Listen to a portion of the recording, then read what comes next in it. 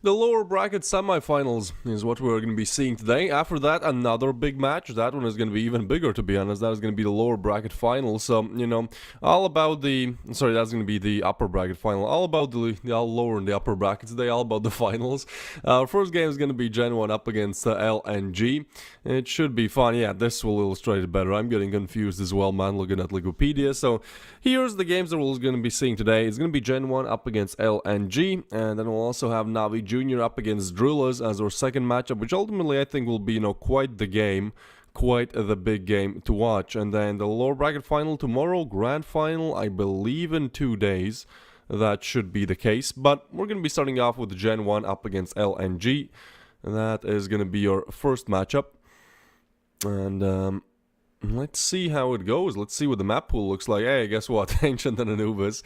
It's always there, man. You cannot escape Ancient and Anubis in Tier 3 Pro Play right now.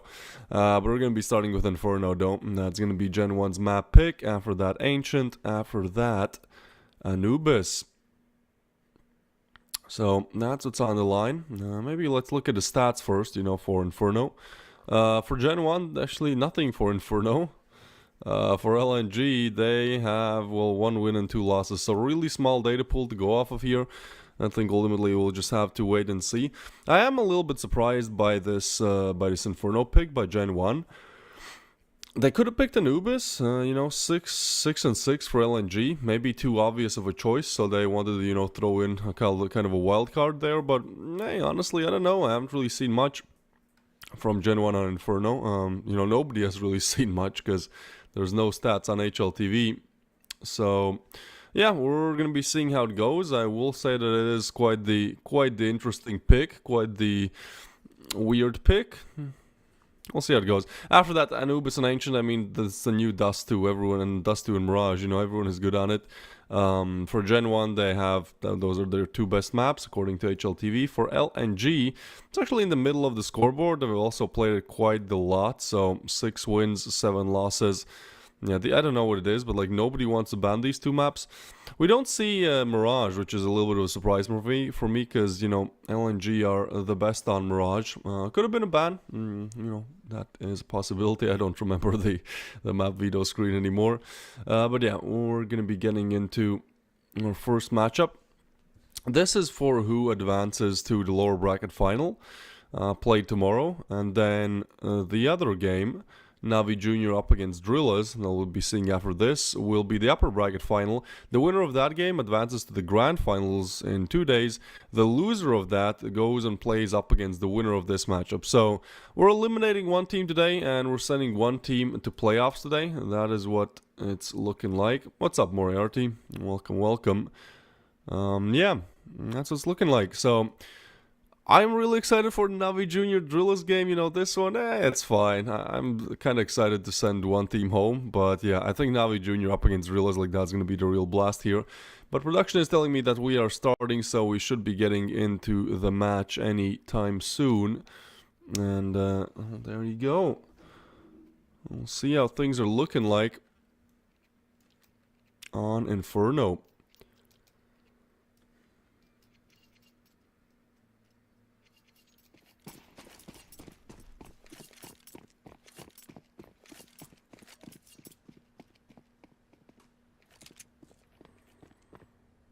So, LNG starting on the CT side. GenOne decide to reside back and wait towards Banana. Not exactly what you would expect, really, but it will be just the slow call here.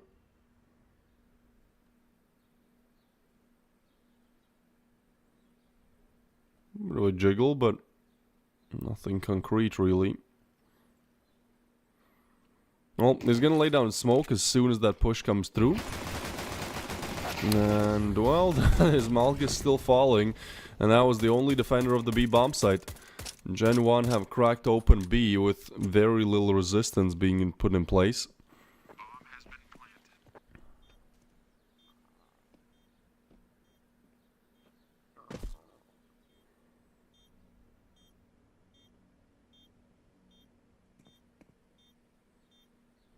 Rivda trying to peek in, but this just seems rather dead, man. 20 seconds to go. Do they have a kit? Either way, they have to go quick here, but Jax will still get the frags. Kersey, Brooksy, and that is it. And this kind of goes disasterful in this first round. GenOne are going to put the first on the board.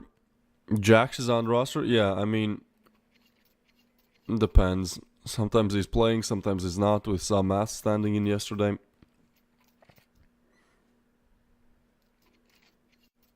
He's kind of a wild card.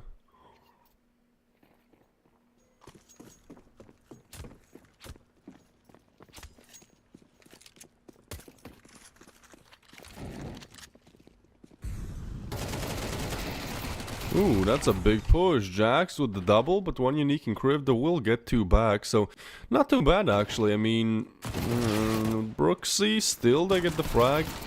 Cleo taken down as well. Honestly, not a bad attempt at the... What was... Oh, that was a force. Well, maybe you could have done better then. But still. You eliminate 3, at least you don't let GenOne build up that economy as much. It's not perfect, but...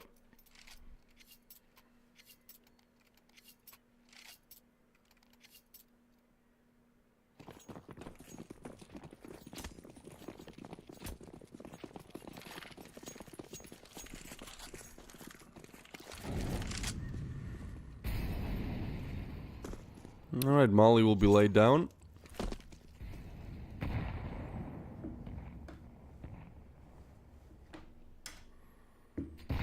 And now, just on USPs, that is the cost of doing business with the scouts in the previous round.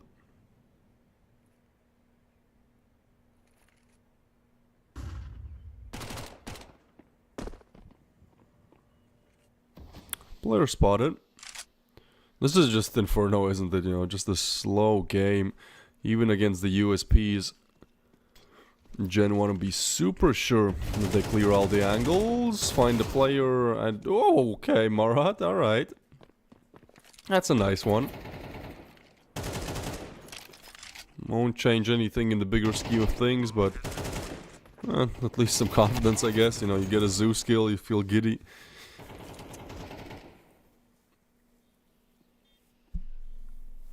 Inferno is gonna be either fun to watch or boring as hell. Yeah, I kinda shift towards the latter. I don't know. Inferno is just not my map really. Used to be my least favorite. I've gotten better on it. Like I'm talking about, you know, playing it, but it can also goes for watching it and casting it. I've gotten better on it individually, but now Anubis takes that spot. I just cannot play Anubis, man. Malchus. Well, if he had a kit, maybe. Will explode. In terms of casting and watching Inferno, it's certainly better for me than playing it. I kind of do agree with the statement that it's either super boring, like it's either like Virtus Pro playing up against Virtus Pro, that type of matchup on Inferno, or you do get something exciting, but I think ultimately the excitement is big, but it comes in only after kind of the double digits. Like it's a map that very slowly ramps up.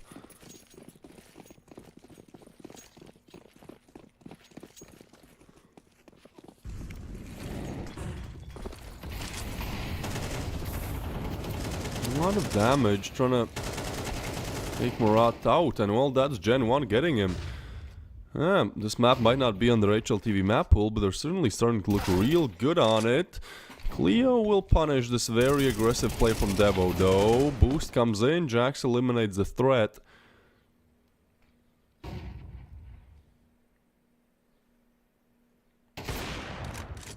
Malchus gets Jax.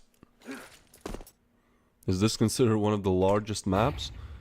I don't know. I think it's kind of in the middle. I know that Overpass was in the map pool. That for sure should have been the biggest, right?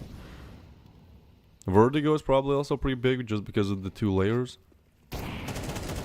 Oh, what are we watching, man? Alright, Malgus will be taken down eventually, although that took some sweet time.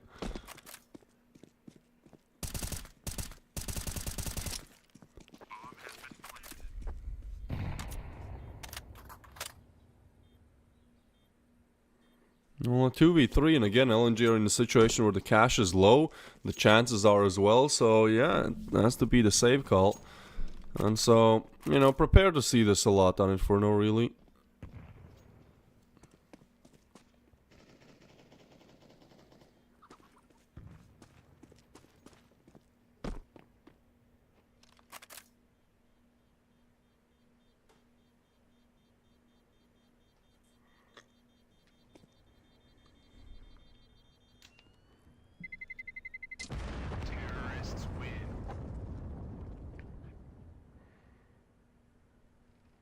Alright then, I mean, this is 4th then. This is slowly but surely converted. And in terms of the buy,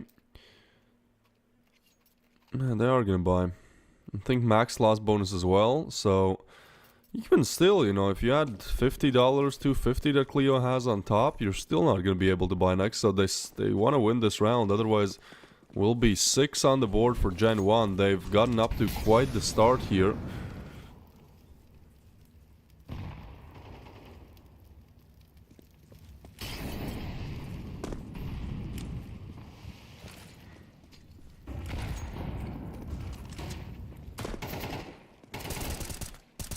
Ooh, Murat 2K will get Devo. And I mean, more of the same, isn't it? Banana has been attacked heavily, but this time it does start to work out for LNG a little bit. At least they get the opening frag. That's something that they've been missing as well.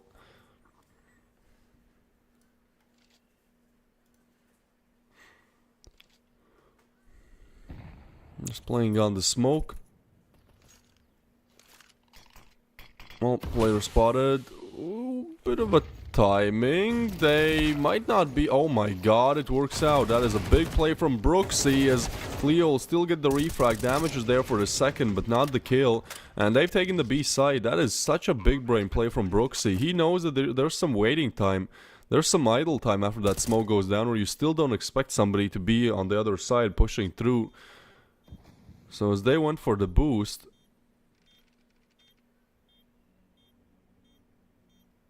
That falls apart, and well, 3v3 then.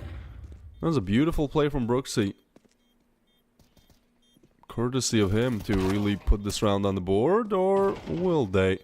Drac with the refrag. Time really is the issue though. Drac can just hide. 7, 6, 5. There's no more time to defuse. One unique had to kill Drac there. Oh, and they don't even have the kit, so he's just like, alright, I'm dead anyways, you know, might as well just press some buttons.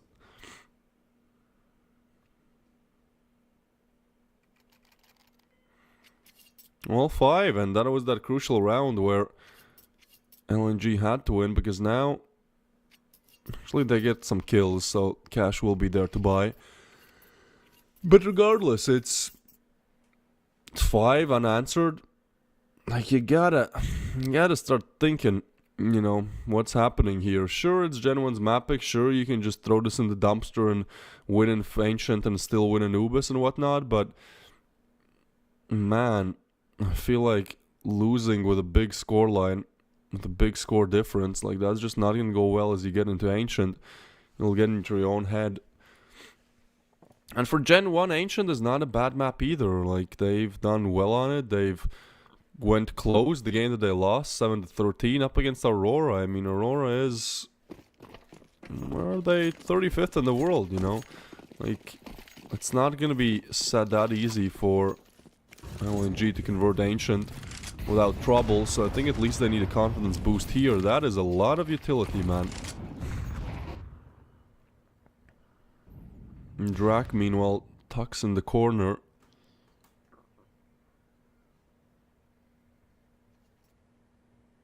It's a nice setup towards Abs, though. It should work out, although it's kind of a one-and-done scenario where 2 of you are spotted. And, well, now they'll have the info, although still it works out. That's a nice setup from LNG. The attack pause makes them think about things. Jax is gonna...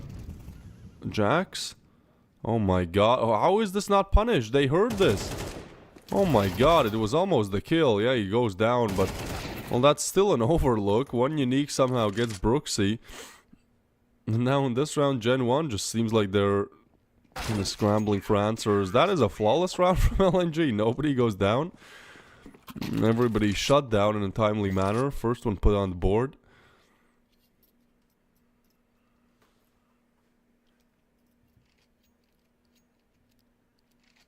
Alright. Maybe a little bit more in this game than we thought.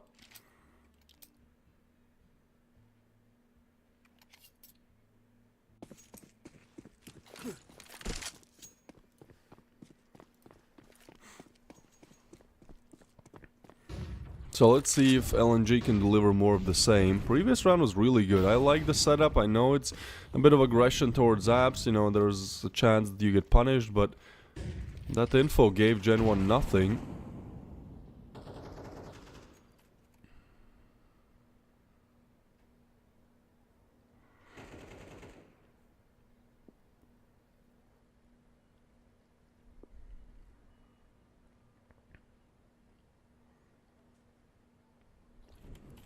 So now just trying to play map control, I guess.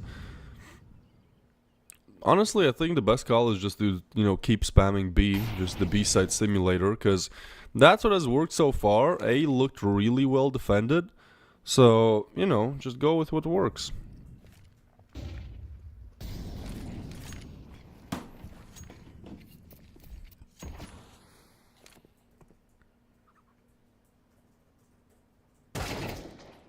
Oh, that is big punish from One Unique. He has been crucial to LNG in these last two rounds. He's still looking for more. He might be overwhelmed. Well, now spotted, but might even go for the third. Brooksy finally there with the refrag, and now they know that there's only one more A, because I think they heard that rotation on Banana. Which ultimately means that Krivda will be left alone, but the more time GenOne take here, the more it gives Malkus to arrive on Library. They kind of have to go now. Like, I know they're clearing angles, but Malkus tagged up, but Krivda still in a great position, although now spotted, drops down. They'll try to go for the plan. Devo with the frag. Krivda in pit.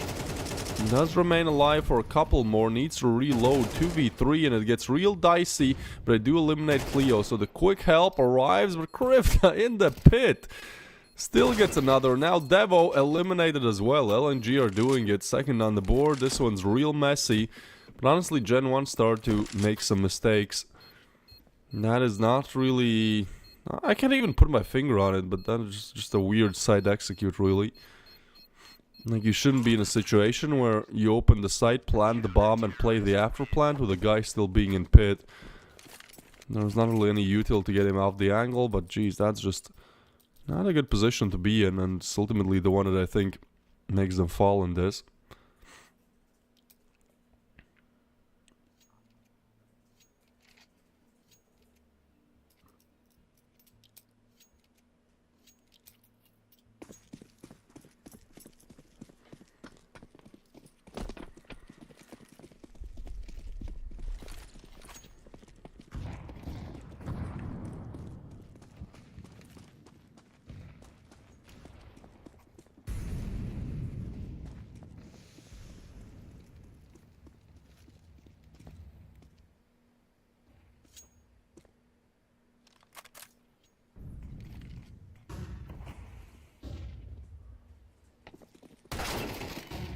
Ooh, big push. Krivda is gonna get the frag. One Unique with another, and Krivda picks up yet another.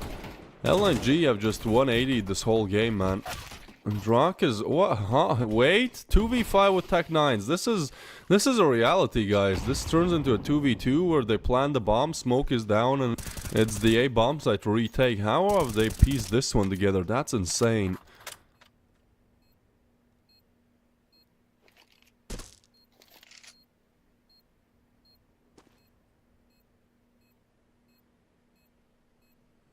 Well, Kersey and Drog then to do it all.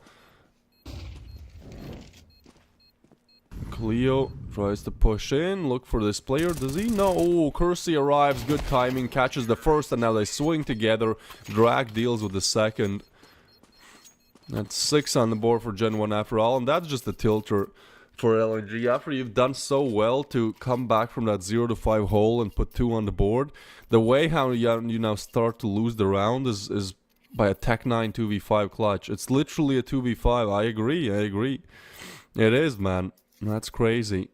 I was already, you know, like, thinking about what I should say about the next round, you know, whatnot. Well, hold on. 3 kills with the Tech... What?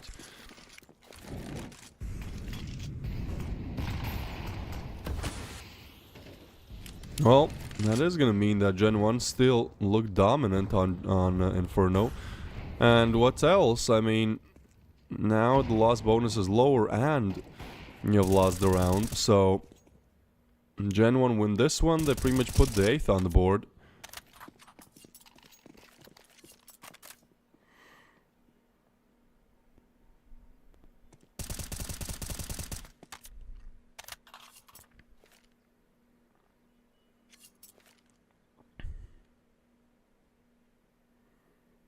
LNG certainly look a little bit deflated on Inferno, which isn't too much of a surprise. I mean, they have 1 win, 2 losses, which isn't the biggest data pool to go off of, but so much as far as I've seen LNG play on Inferno, it has never really looked to be their strong suit. I don't know if I've actually seen a win on Inferno. Haven't really casted that many games of them playing, but still.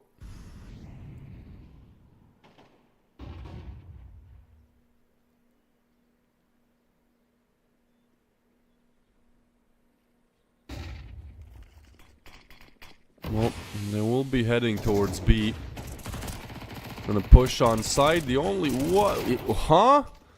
What are we watching? Sometimes this just looks like a Face It level 5 game, I'll be honest. I know it's tier 3, I know mistakes are made and whatnot, but like, what? It's one of the weirdest side defenses I've seen. It does kind of work out, because, you know, GenOne are just not aware of this, but so isn't Kriv. He was just not gonna check this angle anytime soon. Gets taken down.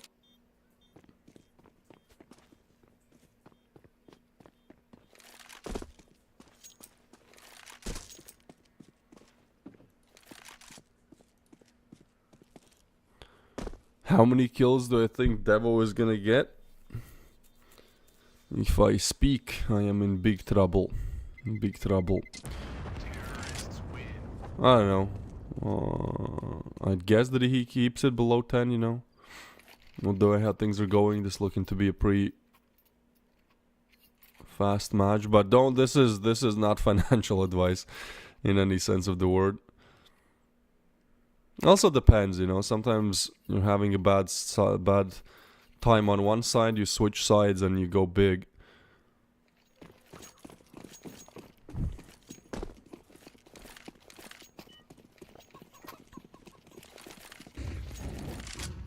Is this the very best? No, it's like tier 3, I'd say.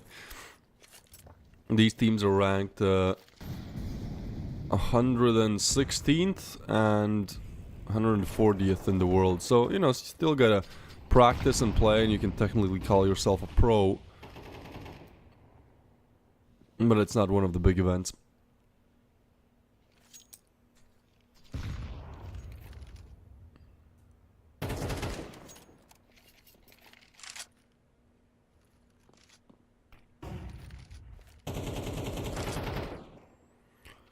Well, 3 more rounds then. That's what LNG need here to salvage Inferno, really, because GenOne are off to such a good start.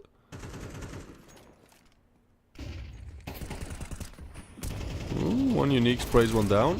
Looking for more. That's 1 unique with 1, 2. Malchus will get the 3rd, but Kersey with the refrag. Kriv that now tries to get away from the angle, and even though this attack looked like it's going to be finished, instead, but weird timing on Drago. That's horrible timing. Thought he should have gotten that kill for free. Instead, it's gonna be Murat 2K living up to his name.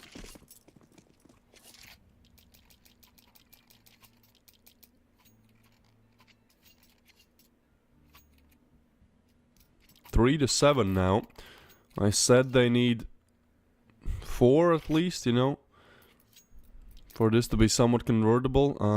Well, there's a possibility to get 5 here, because you win this round. You put them back to $2,000 heading into the last round of play. That's gonna be Mac 10s with Kevlar again.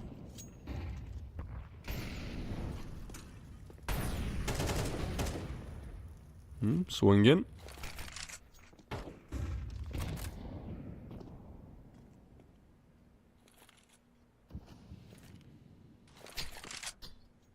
I don't know, I really feel like GenOne should just keep spamming B, because every time they go B, they convert around, and every time they've went A, they've lost around pretty much. Like, that has been the case. You cannot deny it. So yeah, I mean, B, talk about B, huh? Kersey is gonna get the opening frag. There's still two on the other side. I think LNG know that certainly their B defense is way weaker than their A defense.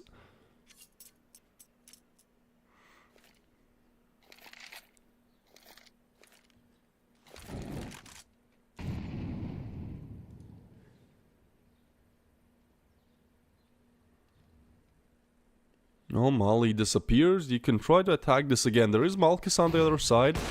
But, you know, one smoke or a flash, they deal with the upper. But the smoke does go down, so they're like, nope, not gonna explore that avenue. Let's just go towards A. Kriv is in a great position, catches one. Oh my god, Kriv, the 1-2. Not the third, but now info is there. Rotation's coming in. They still have to get past one Unique, who peaks at the perfect time. Refrag ain't there. And even though Jax will plant the bomb, LNG have done a great job to diminish the attack here. Even tagging up through the smoke. Kersey gets away with the op. But it's Jax and Kersey to do it all. Actually, Jax not in a bad position. This is a difficult angle to sometimes clear if you crouch. He's going to try to stay proactive. Gets one. One Unique with the refrag. Now Kersey in an impossible feat. Two different angles to check. Misses the shot, unfortunately. And what are we doing? We're defusing. Good. Good. That defuse is locked in, boys. Let's go. Fourth on the board for LNG, last round of the half.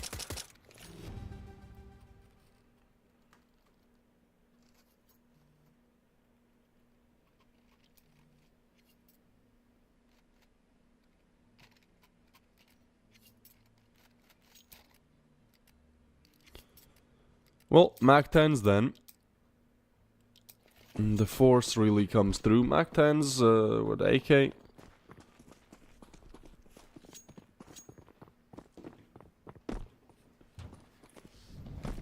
Nothing else really. Still, you know, you just come in with a big push. Make things work, you know.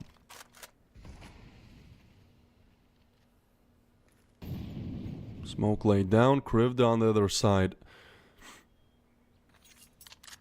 I think they're just waiting for the smoke to disappear and then push, but LNG are kind of reading this. They have 3 towards A. Gotta be careful though, I think they might be just looking to explode when the reload comes in. Yeah, now they push.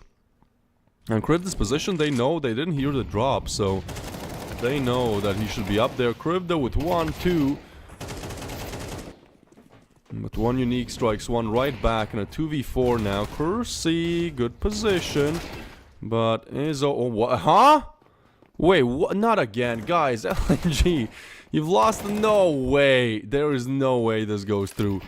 They lost a 2v5 once up against Tech9s. Now it's a 1v1. Murat tries to push in, but Kersey does it all. He picks up a 3-piece or a 4-piece in that round. That is LNG twice now, falling to the Tech9s. A 2v5 and now a 2v4 converted up with literally just Tech9s to be denied. Well, that's a tilter. This could have been a 6-6 game then. That's insane. 8-4 for GenOne here as we'll be heading into the second half. LNG are certainly playing well below what's possible from them.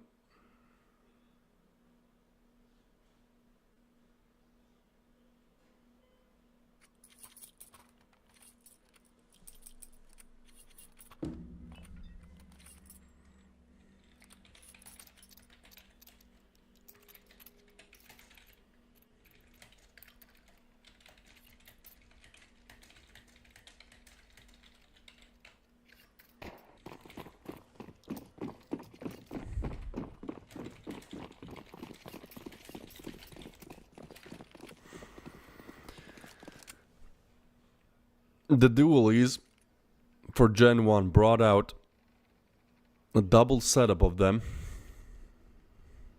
We'll see how they work. I don't like the dualies. Every time I've picked them, I've just been, you know, told by CS not to do it again.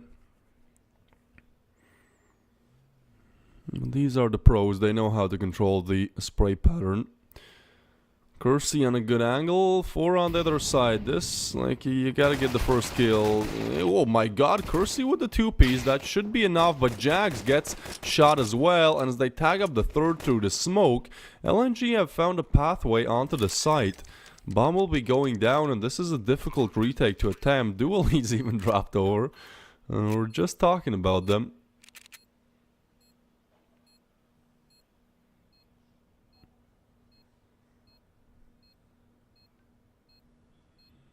I'm just waiting for these players to arrive from short. It's Cleo on the other side, trying to jiggle. Trying to push in. Drac clears, but yeah, there's just too many angles to account for. Drac, still a nice headshot, and both these players on side, but will be shut down after all.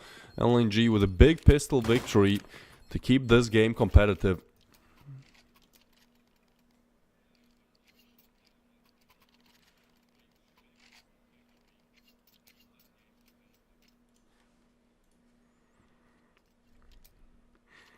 And this started off as what was it, 6-0, 5-0, something like that. Like, LNG have done a very good job at making a comeback in this game.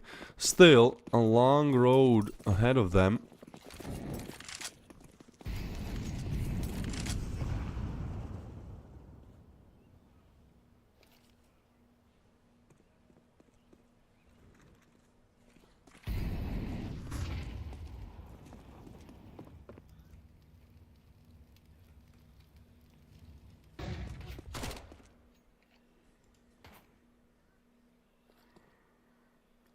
Well, it's just USPs then. Seems like we are going to have a rather longer game here.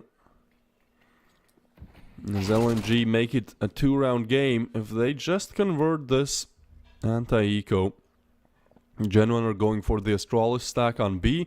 Meanwhile, A has already been swept open, so at this point, one Unique is just looking for some frags. Looking to deal some extra damage. Cleo...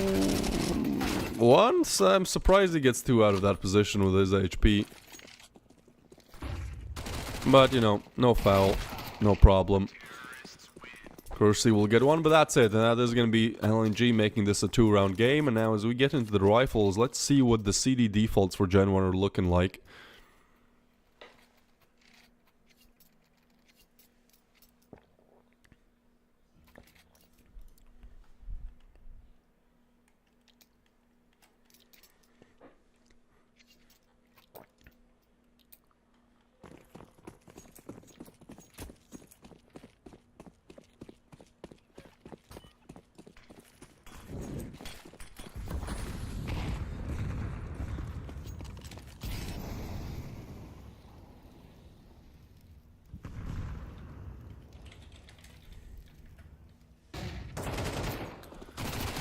Alright, towards banana we go. That spray is not good on either side, but Murat 2K will convert it eventually.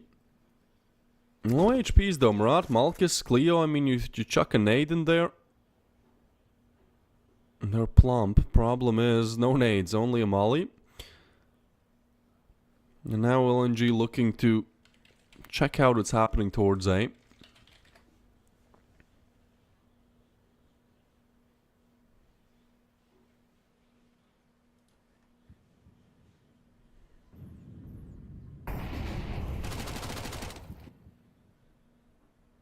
Actually rotated back towards B. This is just weird calling right now. This is just gamble, stack, and hoping that things work out. And I don't think I'm really in the right Twitch chat to say this, but don't gamble, you know, at least in this case.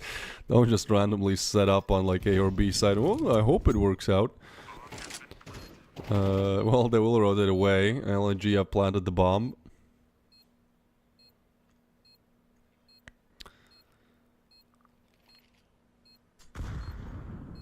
Yeah, no, I'm kidding. Do what you want. I meant more in the CS regard, you know.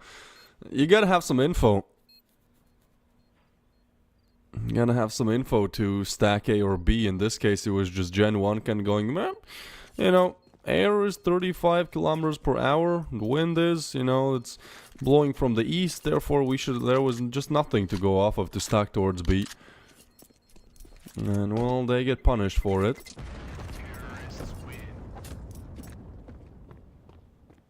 Where am I from? From Latvia, my friend. And certainly you've heard about it. All about it, really. It's a big country. We had 2 million, a population of 2 million. Now it's less because people are moving out. Because there's better salary in some other countries. That's cool, you know. That's something. Yeah, we love hockey in Latvia, man. You know, that is one thing that's our national pride. When we got the 3rd place in hockey in like the World Championship last year, we got like a national holiday. You know, that's how important it was. Yeah, Arthur Shilos, he's really good. He's like a clutch player. He's only good when you like need a clutch player, you know. He's never good in like regular season.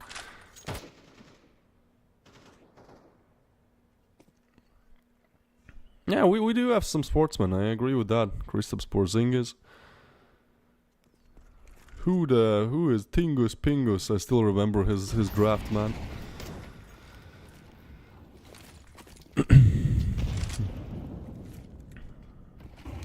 We also have Brokey. Have you guys heard about Brokey? Yeah.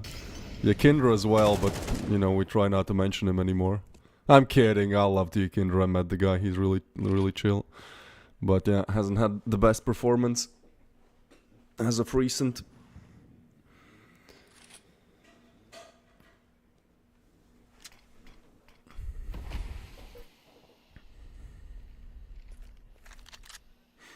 Alright, let's get back in the game then. What is happening here? Nothing really. I mean, welcome to Inferno. Minute 30 down the clock. And then we'll try to push B. It will be Cleo with the frag on Brooksy. 4v4, but LNG have cracked open the bomb site, and what's more, if they win this round, they have equalized the scoreline. This was a 6-0 game for GenOne, but the LNG just slowly but surely crushing them. And right now, GenOne have not found a single round on the CT side,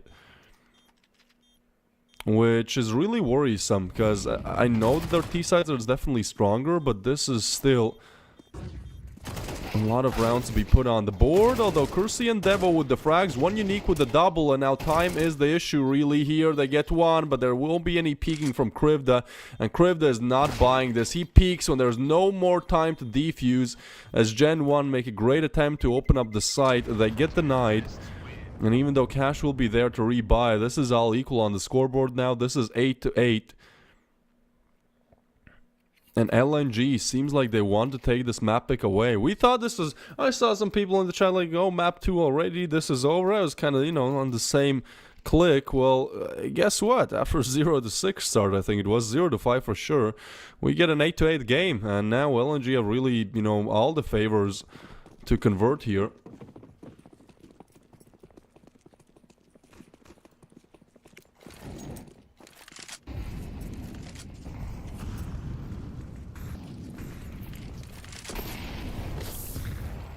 So pushing through the molly, Drak on the other side will deny one, but this is just a quick approach. LNG are switching it up. They're not letting GenOne guess how they play on the T side and make anti-strats, but that is big timing for Jax. He will find one. Now low HP on Malkus as well.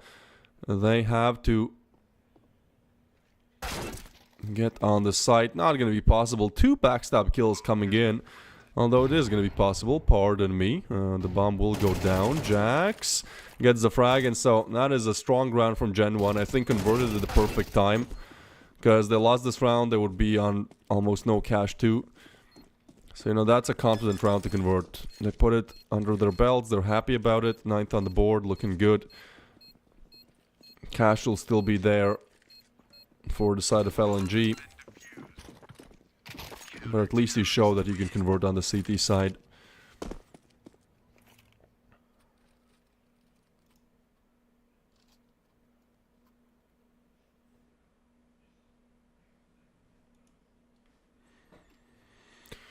Well, it is going to be a longer game after all.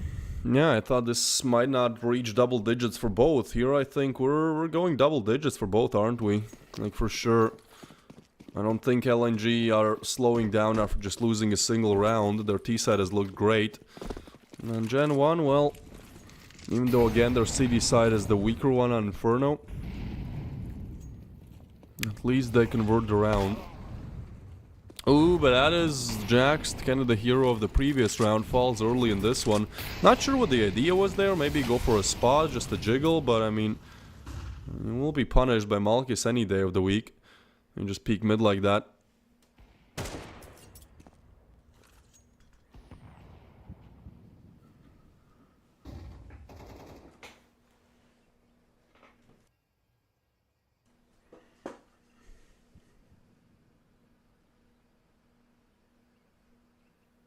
So what's the setup?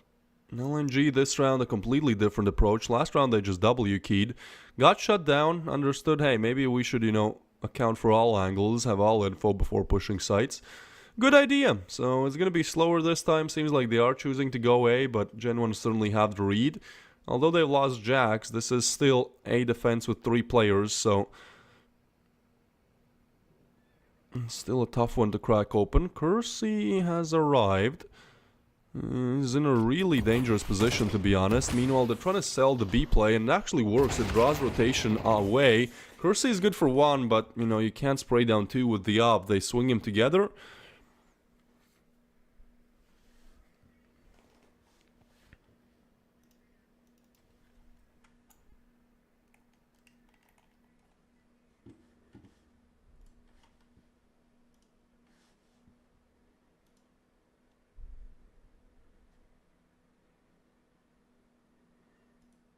All right, so I was worried, you know, that it was my internet. No, it seems like there is a problem with the game.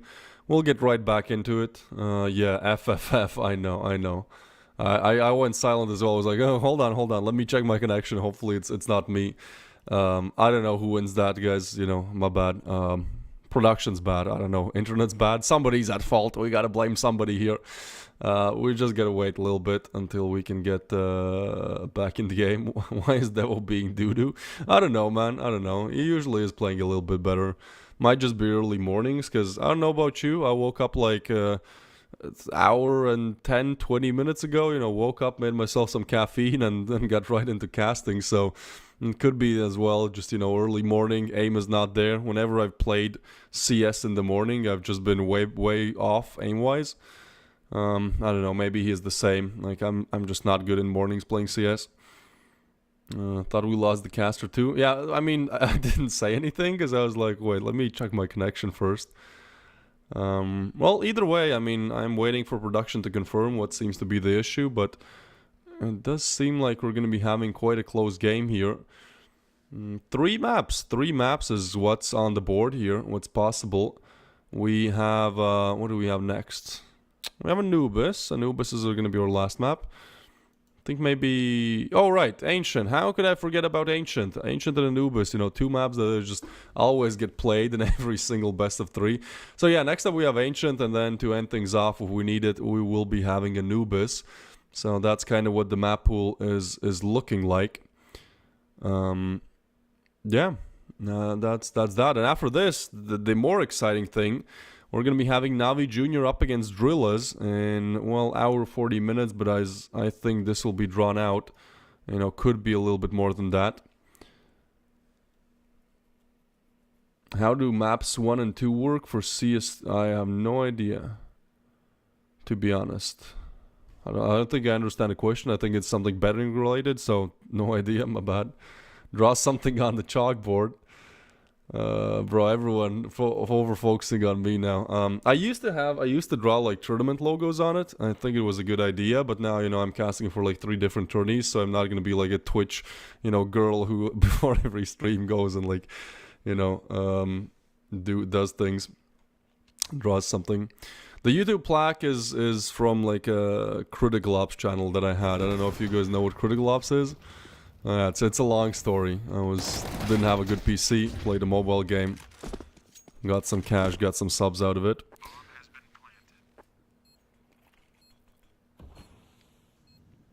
They're not fiber pills, James. They are... What are they, actually? It's GABA, it's magnesium, some creatine. Devo with the frags. Alright, let's actually focus on the game. I'll do a Q&A afterwards, since you guys are so interested.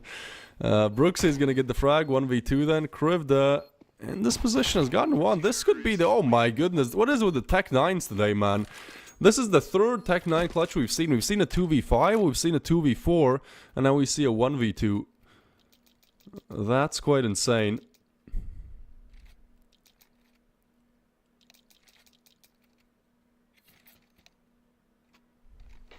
One v2 with the AK, with the Tech 9 rather. If it was the AK, it wouldn't be so surprising. Yeah, Tech pause now. I don't know what the issue was before, but now we're certainly going to be having one.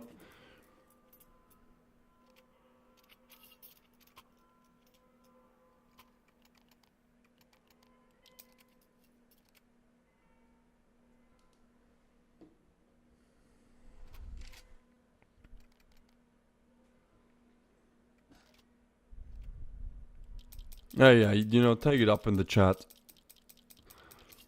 Explain to each other how the map picks work. Okay, I don't know what you mean by map 1 and 2. I mean, it's just picks, bro. That's how it works. Like, one team picks a map, then the other team picks a map. You know, not two. And then the third one is just what's left over. But that's like really rookie knowledge, so... Not sure what the idea is here. Yeah, that's it? That was the question? Okay. I guess we have some newer viewers as well, so... Okay, let me explain this. So basically, you have a map pool of 7 maps, then each team gets to ban one first, because, you know, sometimes your opponent has one really good map that you just want to get rid of. Well, you get a chance to ban it. Then you get to pick one map, because you have one really good map that you want to pick. Then you get to ban one map again, each team. So, you know, you get rid of some more maps that you don't want to play. And then whatever is left over out of those 7 maps is... The last one is the decider. And on the decider, you knife to figure out which side you take. On map pick, it's, you know, whatever map... If it's your map pick, the other team picks the side to start on, and that's that. Am I a pro player? No, not at all. I'm just not down to grind 8 hours a day, man. You know, have some other stuff to do. I think it would just get real... I don't know, for me, I just couldn't do it. I'm like face it level 9, 10. You know, not really the best. I had like almost 20k rating as well, but I just lost it all because I lost one. It was gambler's mentality, like, okay, gotta get my rating back, gotta get my rating back. And I just lost like 7 in a row, man, with like minus 500, so, you know, not looking too good anymore rating wise.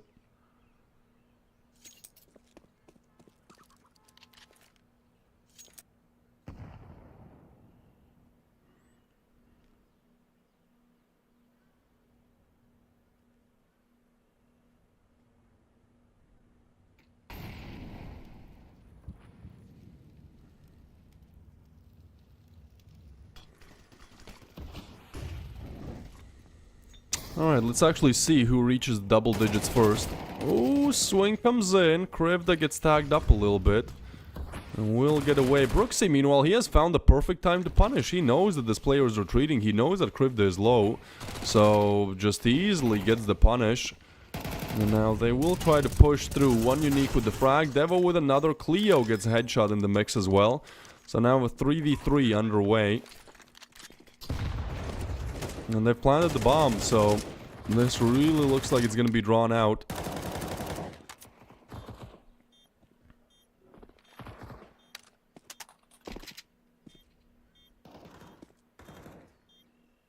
Although they still have to deny the retake here, but little time left on the clock. Ooh, nice pickup from Malkis. Murat 2K gets one as well. The brothers and M pick up one each, so only Drak left alive, and I don't think for long.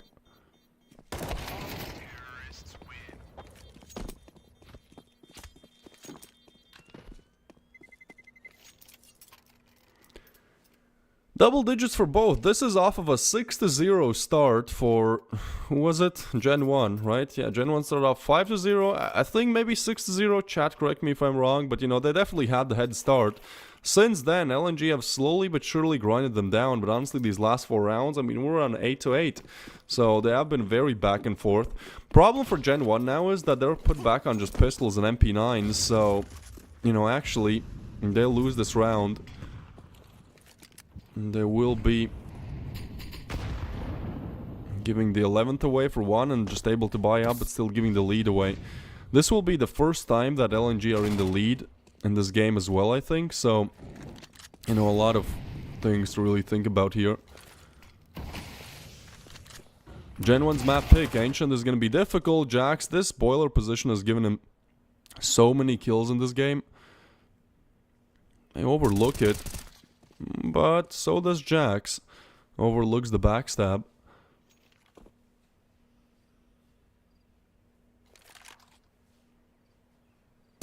Now Murat 2K will be getting frag on Brooksy as well. It's a 3v4 really. No problems posed here.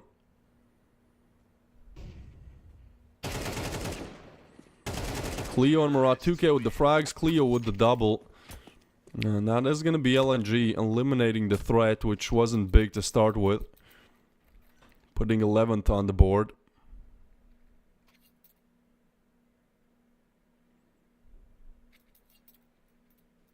Is this a tier 1 theme? No. No. I'd say like tier 3. I think like tier 1 is what, number 1 to like number 30. Tier 2 is like 30 to top 100, and tier 3 is like 100 to 200. Well, both these teams reside in that 100 to 200th in the world range. LNG actually trying to break into the top 100. And they're ranked 116th in the world right now.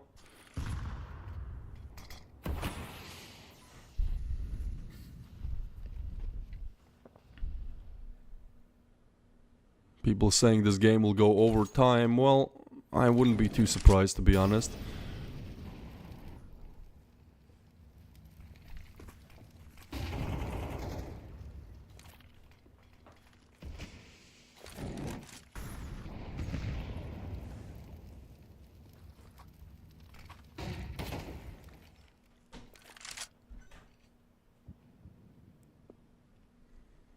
Kersey on the other side, holding down this angle, waiting for the rest of the crew to arrive. Flash comes through, Malkis gets the frag on him. That is an opening frag, but the side defense is still there. There's 3 players on the other side.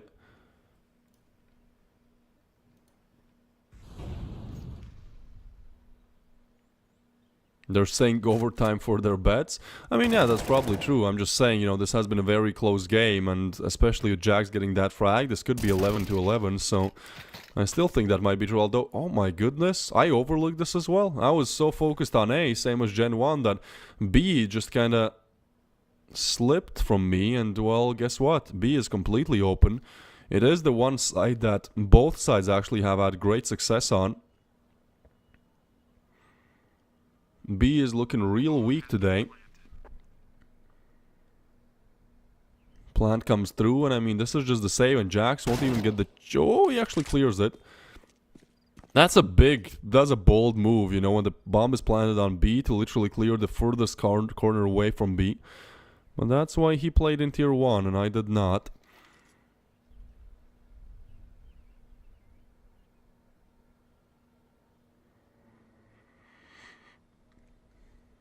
So LNG advance to the map point territory.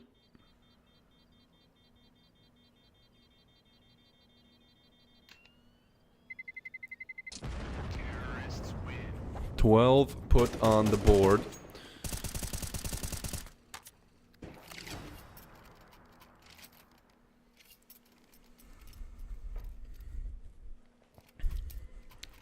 Would I prefer casting good teams?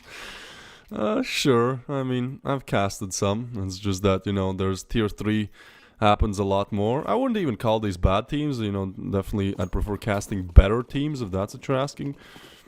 But, you know, there's not tier 1 tournaments going on all the time, and also trying to build out my portfolio, really. Like, I haven't casted for that long. Need to still get some skills, I believe.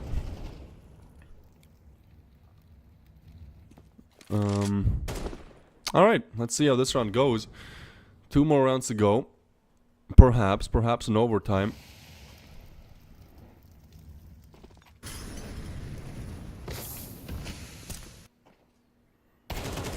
Oh, that was Cursey Devil with another. That's a nice setup. Even though Cleo gets a refrag. And B side help is arriving in very quickly here. I don't think they'll even have the chance to really try to explore it. Actually, A has been left completely open. 1 unique with the frag, but I don't think they know that everyone is stacked on B. So as they keep exploring, it's just going to be 1 unique.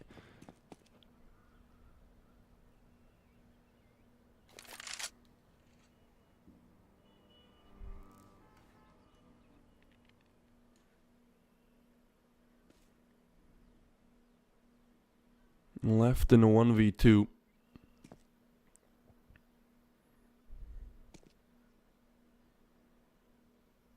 Well, this is why I said I think overtime is certainly possible, because we're almost looking down the barrel, you know. That round, it's a very good setup from GenOne. Really no problems posed. And LNG, I mean, this was a 4-8 half for GenOne. But there's just something about these teams where, you know, when it matters the most, you some way find a way to convert.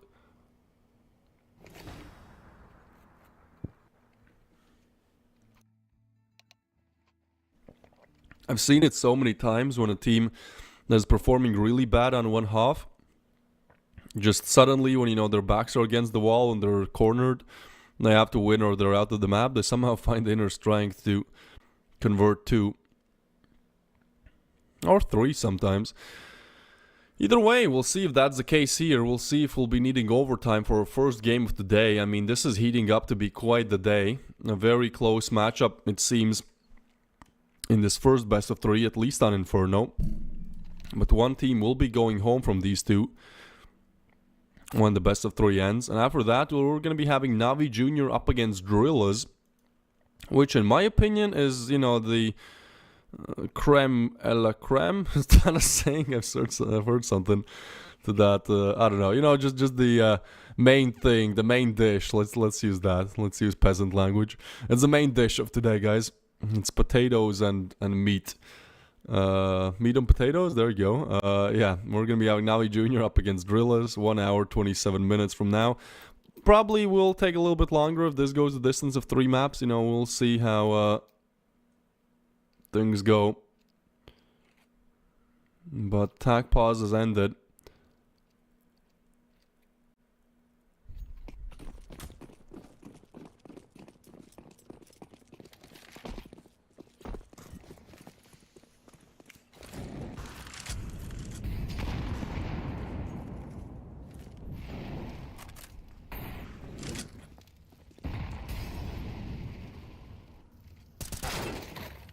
Ooh, Krivda, that's a big headshot to open things up on Drak.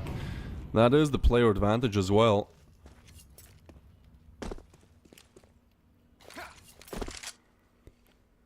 But you still gotta find 4 more, or at least find the plant.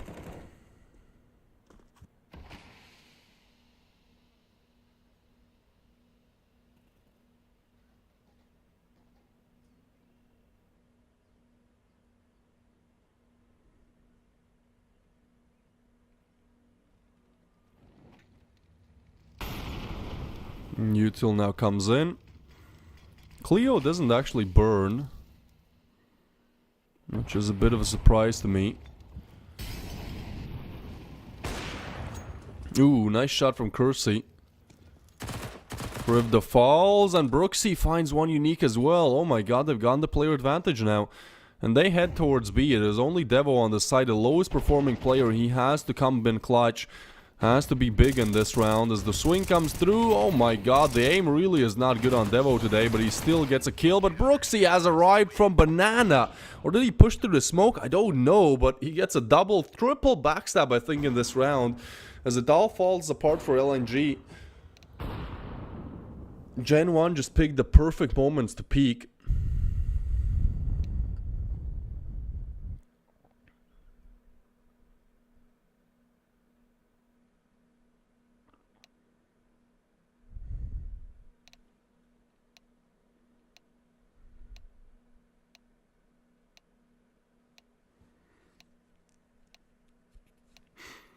Well, yeah, somebody in the chat said this is only map 1. Exactly. We still have plenty to go, although that going will be denied for a little bit as we've lost a player. That of Jax. So gotta wait until he rejoins and then see where the overtime takes us.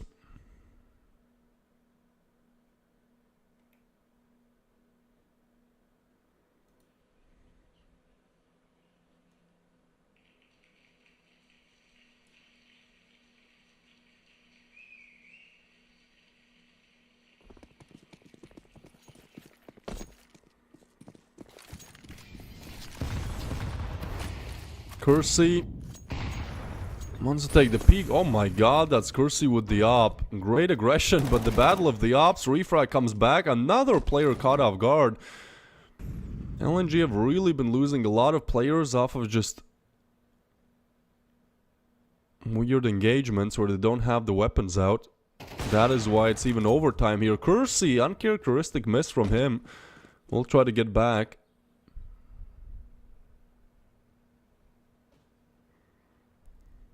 Now Drak arrives.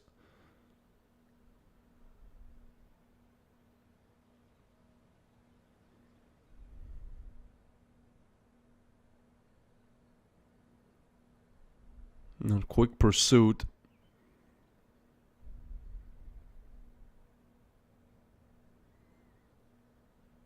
He's actually in a great position to backstab here.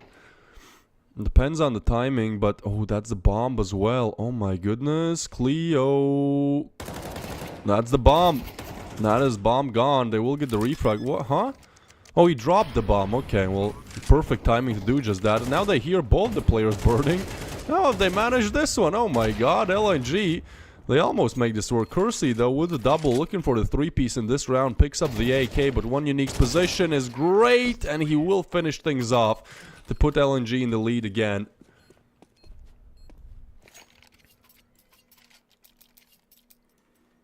That's just a weird round.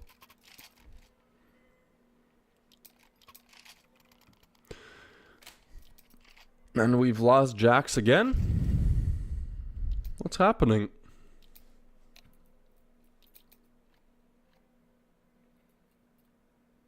Tech pause again. Okay, we're still waiting for Jax then.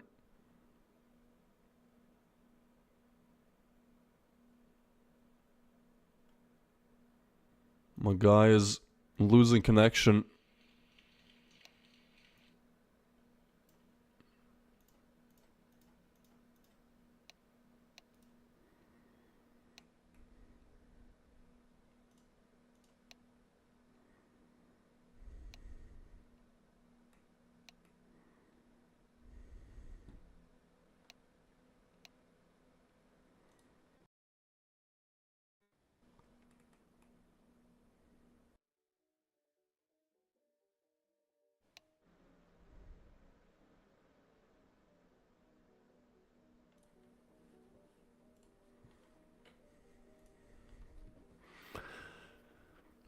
Well, waiting for him to rejoin. In the meanwhile, I mean, GenOne still, they force overtime here.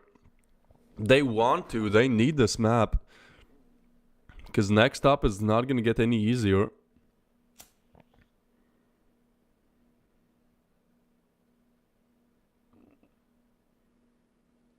Inconsistent and chaotic, yeah, welcome to tier 3, bro. I think it's also a lot of times the mental for these teams, like, you know, they don't have like professional sports psychologists or whatever helping them. They don't have coaches, you know, doing that good of a job. So I think oftentimes you just kind of get in your own head tilt. I've seen teams having so much trouble closing out games recently.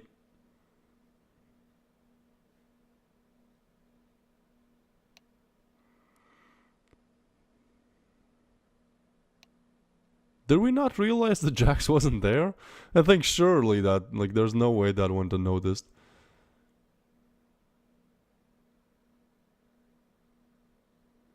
Those coaches never do anything.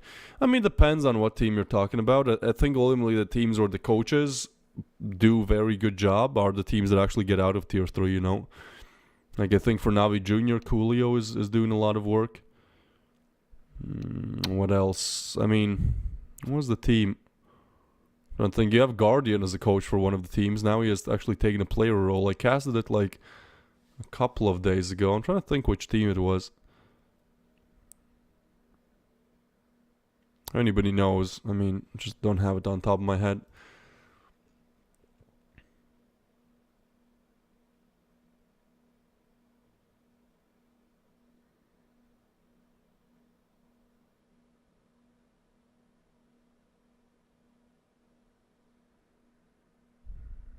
I'm not sure what the issue is here on Jax, waiting for production to confirm.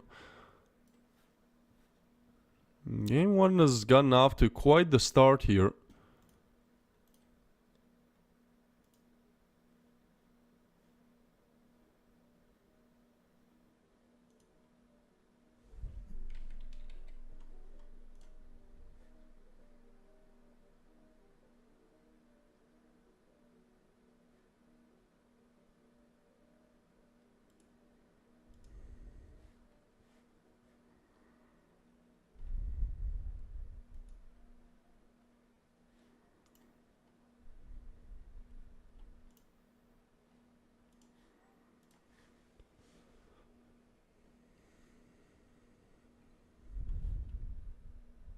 Alright, so what is with the Discord notifications, man? I think it's because of Halloween, but can I disable this? Like, Halloween is not there in a week, and we don't celebrate Halloween in Europe, man. And I am tired. I'm sick and tired of these weird notification sounds and these weird call sounds. Like, Jesus Christ.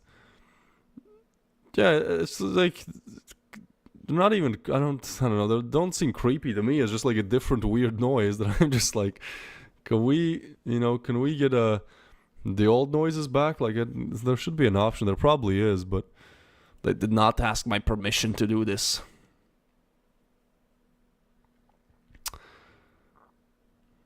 I talk like I'm just one of you. Well, I am, in fact, also made of human flesh. Yes. Very good. Well, this... this little rage that I had, this little tangent that I went on. The reason why I said it is because production just sent me a message that we're subbing in maths. So, I don't know what's happening with Jax recently. Like, maths has just been his number 2 all the time.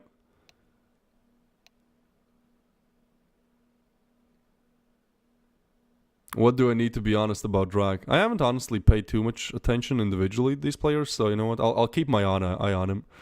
I'll see if he does something weird.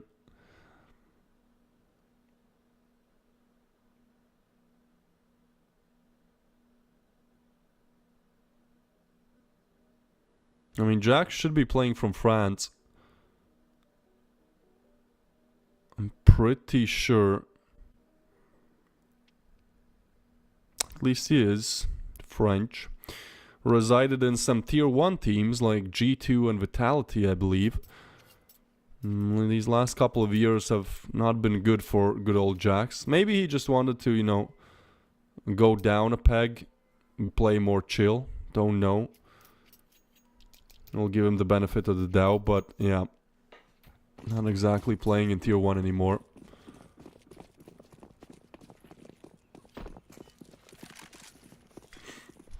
Jax got vote kicked. That is rough, man. That is rough. Alright, we do have maths.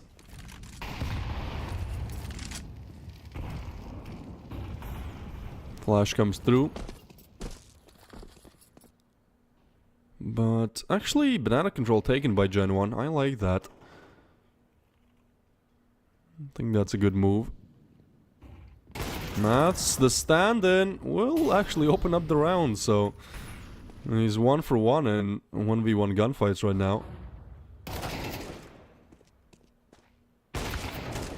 Ooh, Malkis, Krivda with the double, and this is just a very quick 3-piece to answer things.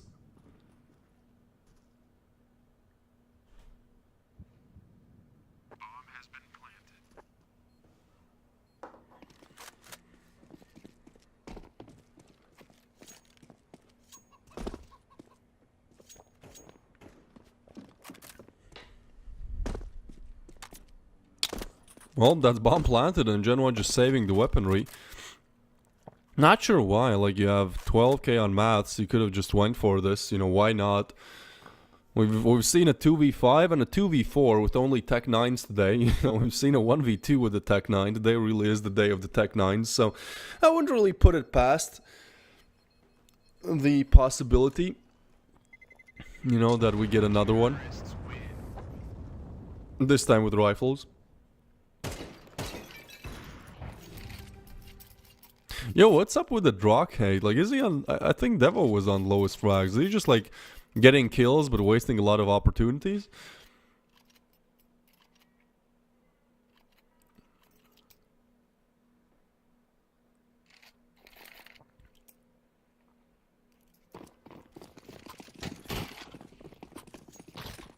It's 17-17, but yeah, maybe he might be one of those players that has trouble hitting the headshots.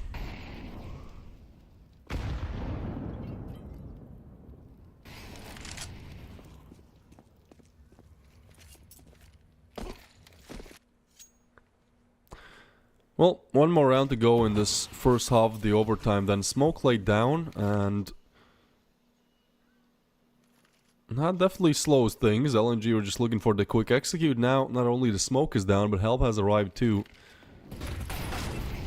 Ooh, push comes through, a little bit nasty. Devo and Brooksy with the frags though. And now a 3v5. Swing comes in. And I think the reason why people dislike Drak is because they put like a certain amount of headshots that he has to hit, and even though he's been hitting bodies, he's not been hitting heads. And a lot of the times the chat says one thing, and it's just because, you know, they're kind of emotionally swayed by the bets they placed, which is fair enough, you know, I would be too. I'm just saying, if you take chat seriously, you have failed.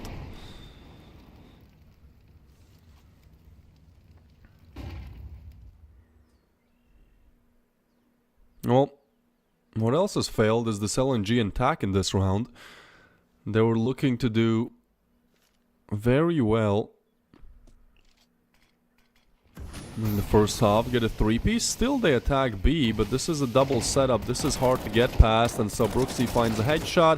Ooh, Krivda there with... What is that from Krivda? How does he get the frag? But a 1v5 is what's necessary with the Glock, and it will be the pistols to shut things down.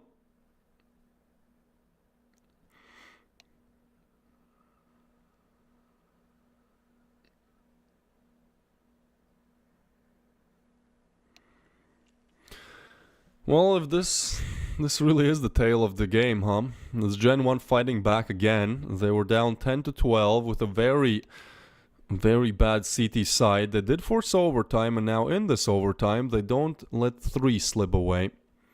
Wait, the windows are broken? I never knew it. Well, thank you for production. Never knew the windows are broken up in church. I guess that's why it's getting renovated. That makes more sense now where there's construction. Nice little detail.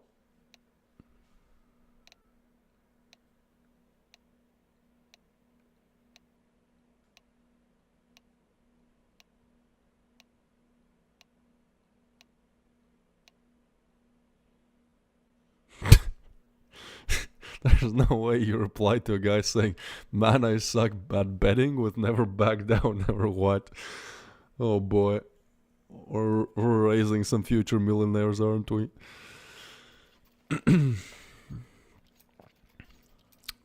Alright, second half of the overtime.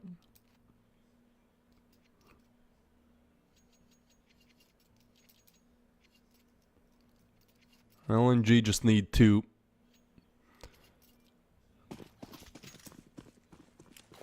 And actually the CT side was where they were struggling on previously.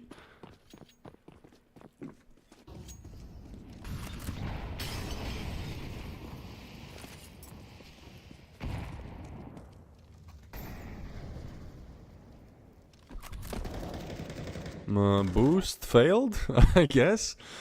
A bit of a problem there. Or maybe they just choose to go for a different play.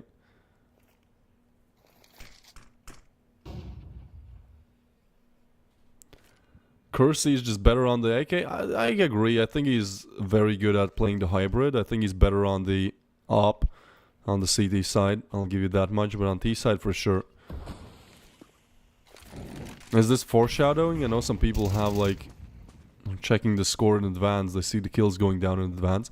Are we looking at a big Kersey round? Would be about time for GenOne to do it. It will be Devo to get the frag though. One Unique tries to get away, but Malkus has been having a really tough game. He's on 12 frags. Not been doing well. Now the util will start to burn One Unique. He has to get out in the open, and this is just telegraphed miles away. And they will get the info, retreat back to go towards B this time.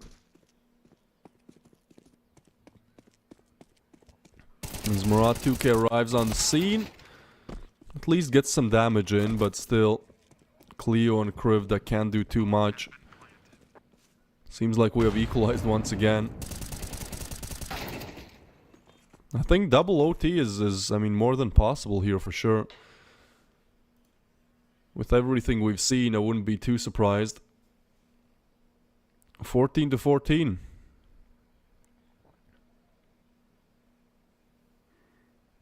This is just the first map of the first best of 3 today. I don't know what else because you know the next matchup, kind of the meat and potatoes here in terms of this game day. We're gonna be having Drillers up against Navi Jr. and oh boy, I think that's gonna be a close one as well, you know. So we probably have 2 best of 3s going the distance today. There's still a chance that here just, you know, LNG somehow win, and then on Ancient they just shut GenOne out, blow them out of the water, but it's still, for me at least, looks like a very drawn out game. A very drawn out day, really.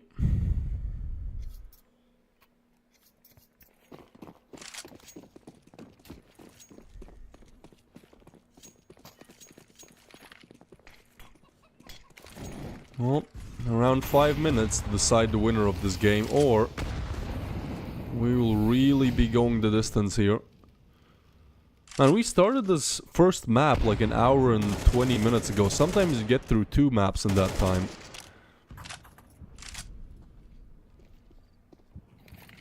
With the break on top. I mean, there was some tech pauses as well. Just everything taking its sweet time. So we shall see what exactly GenOne are able to do here.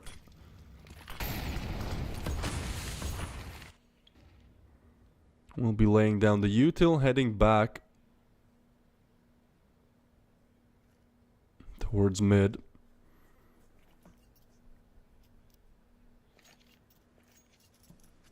No, 50 seconds. You still have time to explore your options. You still have time to figure out where you want to take this.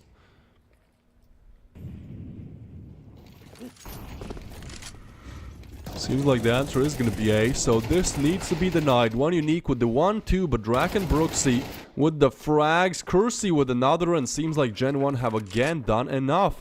And this time they're starting to put themselves in the lead, which was not the position they were in, you know, pushing the second overtime, the first overtime. In regulation, okay, won't say time for the third time.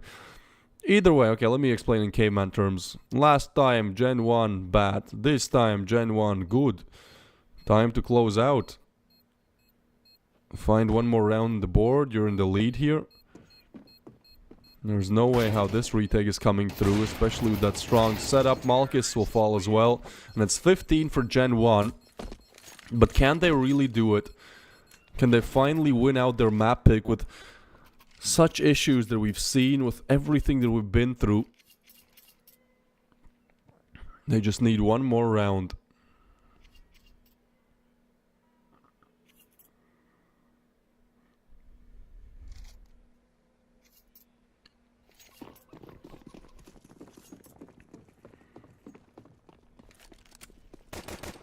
The standard of maths, I mean, it seems to be working out. He's maybe not getting all the kills, but hey, you know, you're winning rounds. That's what matters. Murat 2K early on tagged up. A lot of damage dealt to him. But GenOne again, I think, you know, it's Inferno after all. Just gonna be the very slow approach here.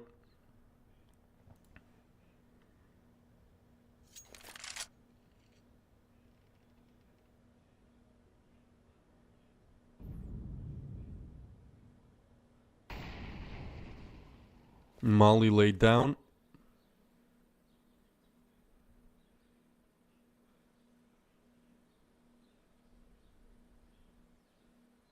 Gonna go for the jiggles.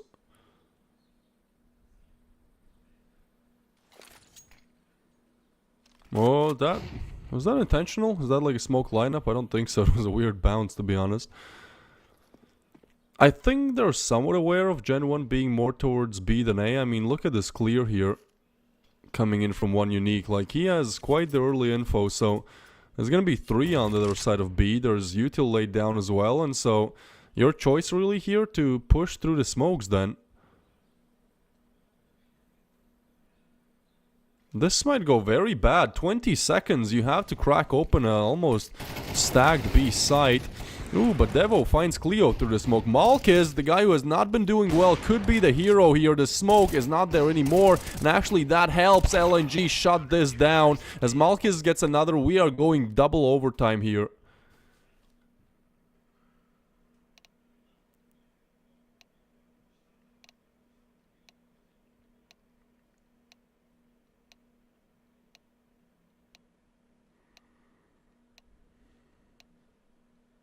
Probably a lot left in this game, man.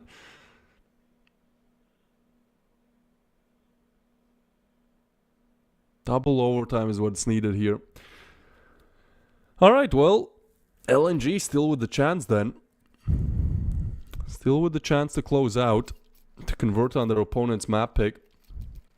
It seems like both teams have trouble with that exact thing, closing out games. LNG blew a 2-round lead in regulation time, and GenOne, I mean, can't blame them too much, but they do lose that final round. They're not able to convert.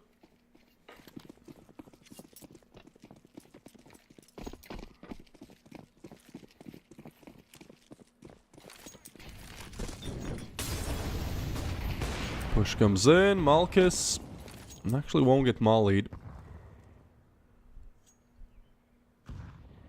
Drak now arrives on the scene as the double aggressive app setup, and Drak is not able to hit shots, but Maths, the stand-in, will.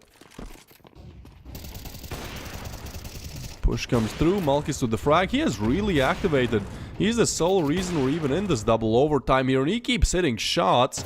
Marat half checks that position.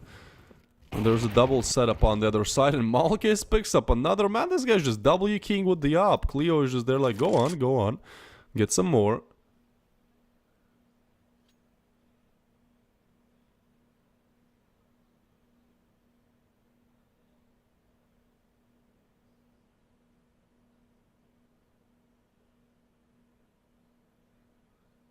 Well, Kersey in a 1v2, if there's a man for the job, it's certainly Kersey. And for now, he's staying passive. He knows that these guys will like to clear the site. Timing is weird. Spots the first, the second is not there. Cleo will deny the clutch. It's 16 on the board for LNG. Again, they start off good, but they were not able to just close it out.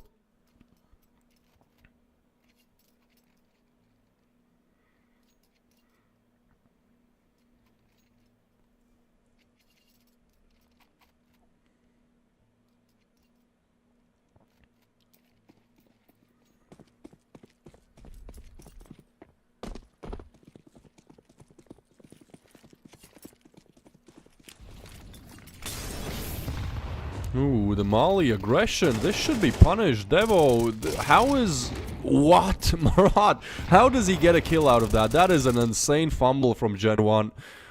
His position was known, he was out in the open, and now this boost play is... Well, yeah, Maz does not want to engage, and actually he flashes himself in. Malkis misses the shot this time, but position's now known. Drak looking for the headshots, as I've heard, guys. Looking for the headshots here. Well, no, I'm sorry. Not gonna be happening. Just the regular kill. My bro is aiming at the toes.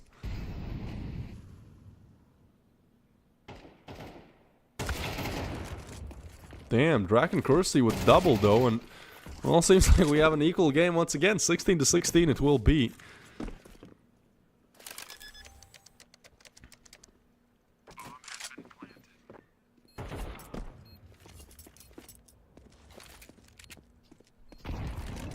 Malkus with one. And Kersey will get this frag.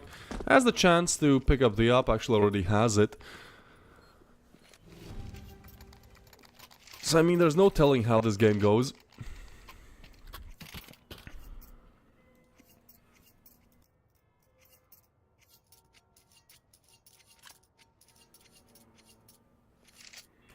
Highest game you've seen was like 60. We don't wanna no. I have places to be, you know. Like double overtime is fine. Triple, I'm not in for triple overtime, man. If this was the final, sure, all for it, but this is like a lower bracket elimination game. You know. Let's go to Ancient here.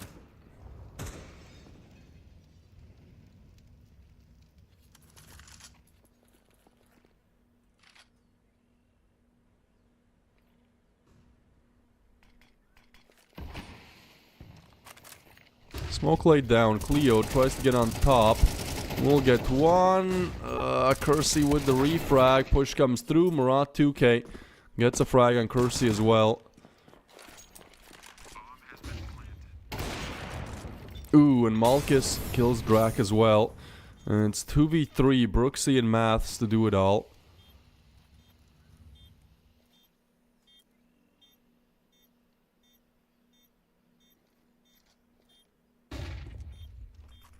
They're swinging, but they don't spot anything just yet. Will tuck themselves in the corner here. Brooksy, good for one. That two, and taken down by double by Krivd. Oh my god, how did they do this? There is the defuse kit as well. It's down to the wire, but LIG do win it out. That is quite the insane round to be put on the board. 17 now. We started this game 84 minutes. This has been going on for, guys. 84 minutes. Well, second half of the overtime. Still a chance for this to be triple. I mean, I'm not really looking at that opportunity that positively. You know, I think I've seen enough in this game. We'll want to see what happens on Ancient. Kersey has 5 ping. Maybe that's why he's playing this so good. You know, that's his only winning way. Having good ping.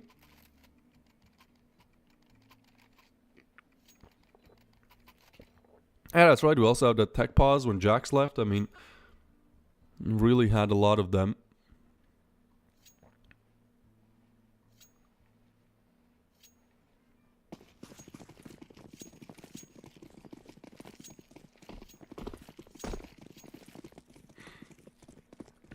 Well, LNG with the round lead. And Malkus, he wins the upper battle. He has been showing up such big in this overtime, this double overtime. Like, he was on, I believe, he was the lowest performing player on the team for sure. He has now almost took the second spot. Oh my god, that is nasty. Krivda will get the refrag, but that flashing is just nasty. But yeah, Malkus, praise to him, you know, to wake up like this, to save LNG. Not even save them, make them possibly win this match.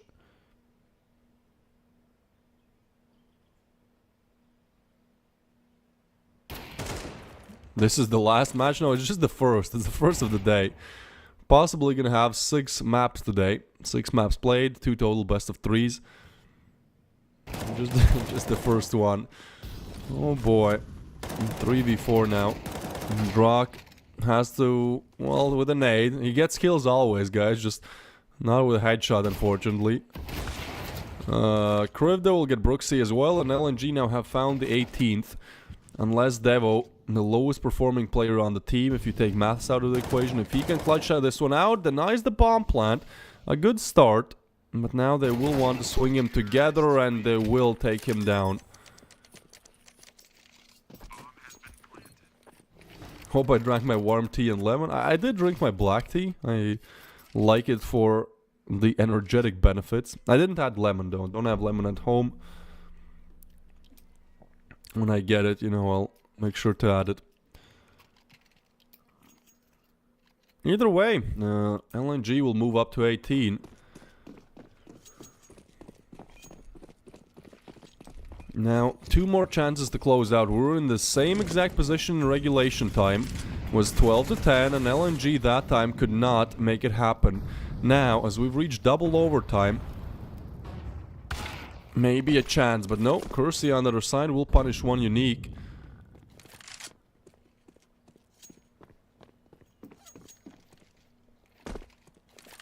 Now you have just 4 to piece this one together. There's a very deep smoke towards banana as well.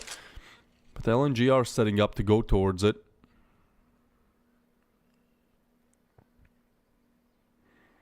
Brooksy, no, yeah, okay. Just a little bit of lag there. Cleo, Brooksy, Malkis with the double refrag, and now B has cracked open. Malkis again comes in clutch. They don't get that refrag, it's over. This is still a 2v3. This is still convertible. You can certainly do it.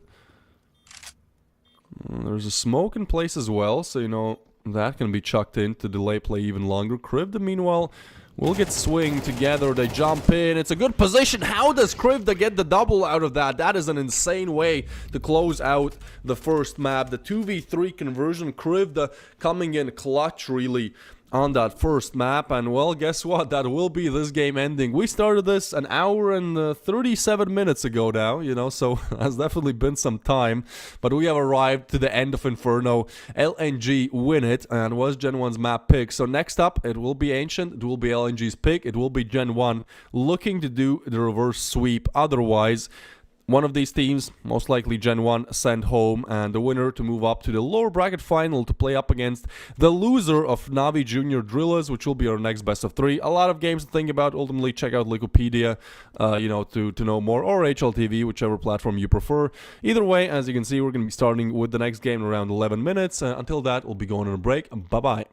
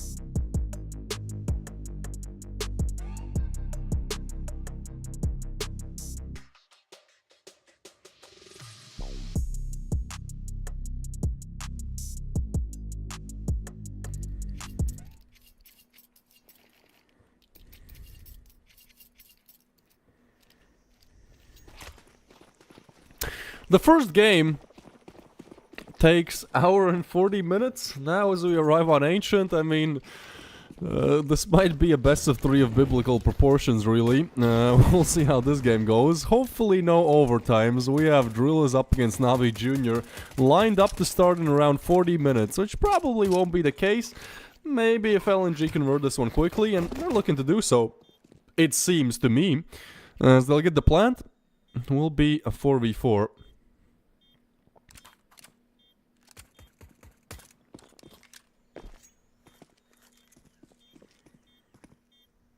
Trying to approach the site.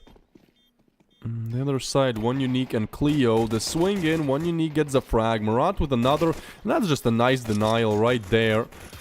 Still getting on the bomb, but Krivda takes care of the threat, and LNG takes care of the first round on the board. This is their map pick. I think they're actually the better team now in this matchup. You know, if Inferno is triple overtime, but they win, well, unless this is double overtime. Sorry, Inferno is double, so unless this is double overtime and, you know, GenOne win. I don't know, I've lost my train of thought. Disregard, forget the last 5 seconds, forget the last 5. Alright, here we go. This is USPs only for GenOne. We'll just take it round at a time, guys. No more storyboarding here.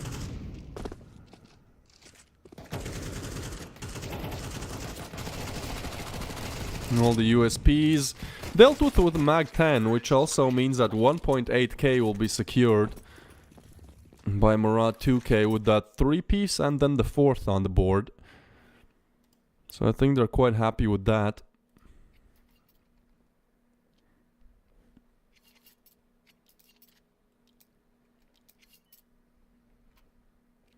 Actually want to check how the T and CT sides look like for both these teams. So quite the data pool. I mean, 13 maps played on Ancient, so should be somewhat accurate. For the side of LNG, T side is their better one, which, you know, goes right along with how Ancient usually is played. 56% win rate on the T side. Oh, well, talk about that victory on the T side. Well, this is not denied, actually. And again, it's the Mag 10, so just the cash is going to be there for LNG regardless how this round goes. But they have cracked open the bomb site after all. Lost another player in the process, trying to get aggressive. Devo will be there to punish, and just Cleo left alive, spotted now. He's on the M4. Smoke actually helps him out, but Brooksy with their backstab will take him down. And we'll put the round on the board. But now those Mag 10 kills really come in. Like, you have guys on 6k.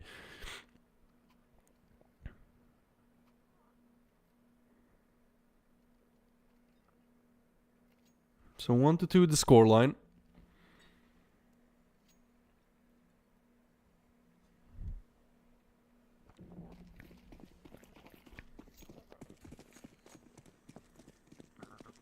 Well, that's a very nice quick recovery by GenOne right there, right? They don't let this one slip too out of their hands.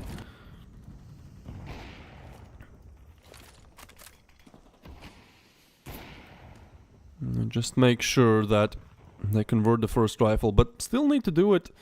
Actually, only in this round. Even with all the cash LNG had, they choose to spend it. Spend it all!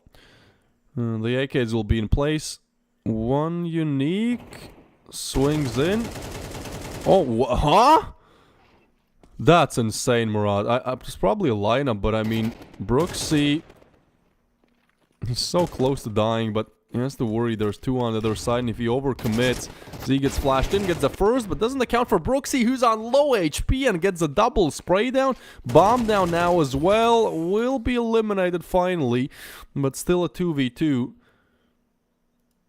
I can't believe he gets a 3-piece out of that. 2-piece, excuse me. He was looking for the 3rd and got denied. And now, 45 seconds to string this one together. Drak, I like this play. He gets kind of aggressive here, but look in the wrong direction.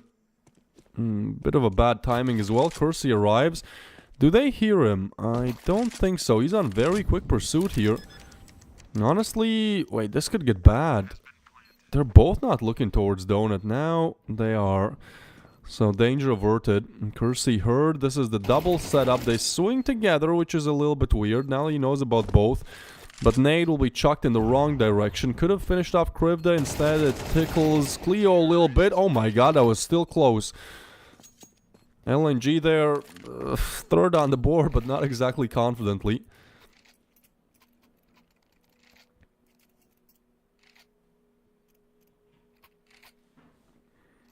Well, 3-1 then.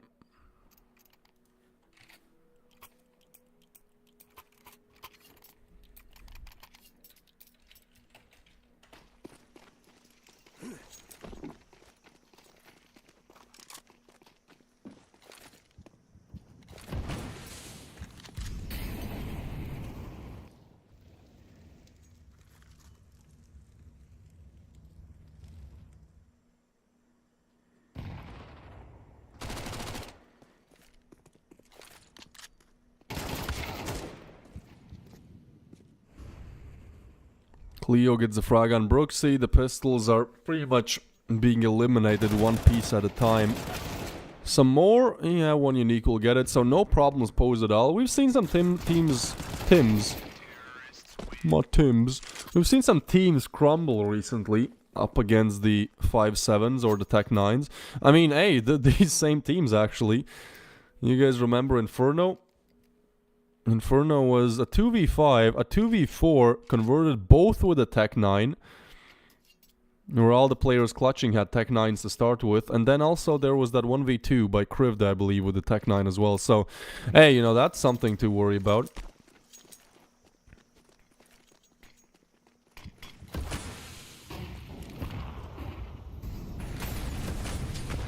Ooh, through the molly, through the smoke, through the nade, through to cave. Although it rhymes, it doesn't work out. Brooksy will get Murat 2k. This aggression is punished. And that was the lowest investment in this round. The MP9.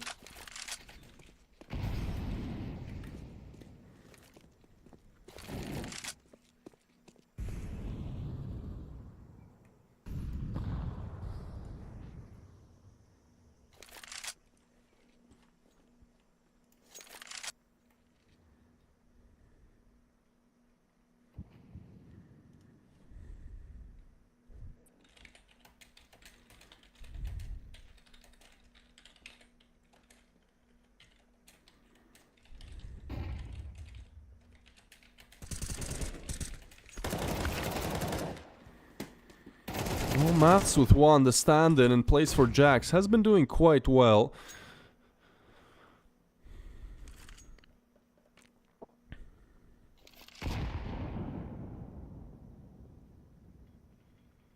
Nate comes in, LNG at a player disadvantage, looking to move towards B. It's Brooksy and Devo on the other side. It's a nice double setup. This one is hard to get past without losing a player at least. Ooh, but as I say that, I mean, Caster's curse, of course. Yeah, I should not have said anything. I'm sorry, GenOne betters. You know, I just lost this round for you. LNG will find the plant. Kersey will find the head. And now he should be aware that the planter is still on site. Should be, but no, Cleo takes a swing. He might have mistook the first elim for being the planter, but, I mean, whichever way it was, that, unfortunately, goes the way of LNG. Or fortunately, depending on who you root for. I mean, first map was an hour and 40 minutes. You know, this one might be over quicker. Although, we actually saw the same scoreline. It was GenOne winning 5-0 on Inferno, I believe. They ended up losing it. A lot of questions really in the air.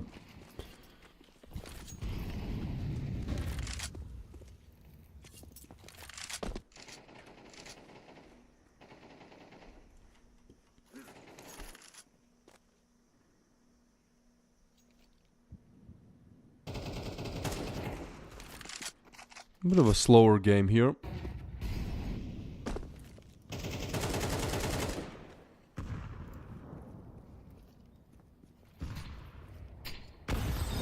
Ooh, big nade. Brooksy takes some damage. Molly there as well. Brooksy tries to get out in the open. Murat 2k will punish him. Looking for more frags towards Red Room. Not exactly anything found just yet.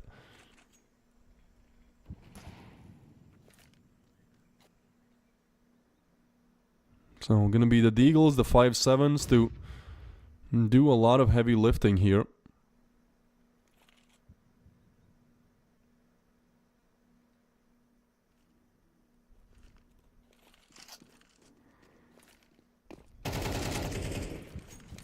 Cleo now looking towards long as well. Murat 2K will try to open up cave. Cleo will get the frag, and so this lower investment, this low buy, still not working out, although they get a frag, and seems to be it in this engagement.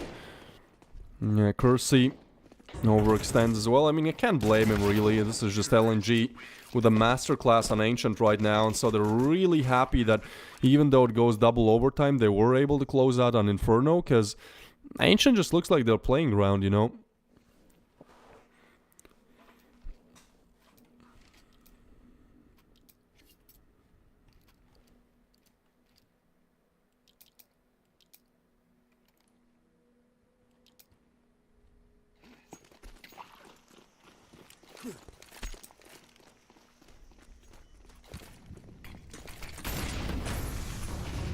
Push comes through. Huh? What?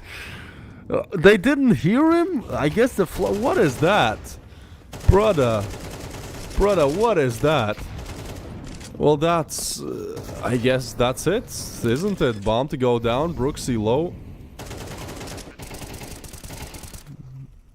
Nicely done. Devo gets a frag on one unique as well. Gonna be a 2v2 now.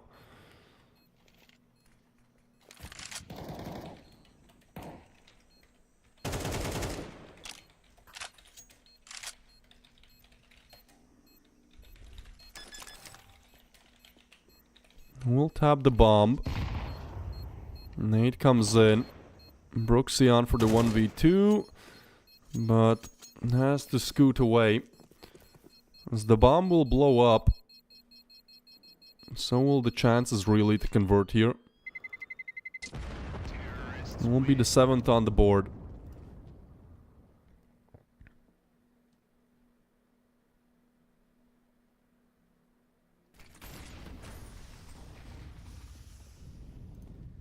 Yeah, check this out. Like, what happened here? Hey, we get a replay. Thank you, production. Yeah, that was such a weird round that we even get a replay for this. I mean, well deserved. Like, ooh, huh?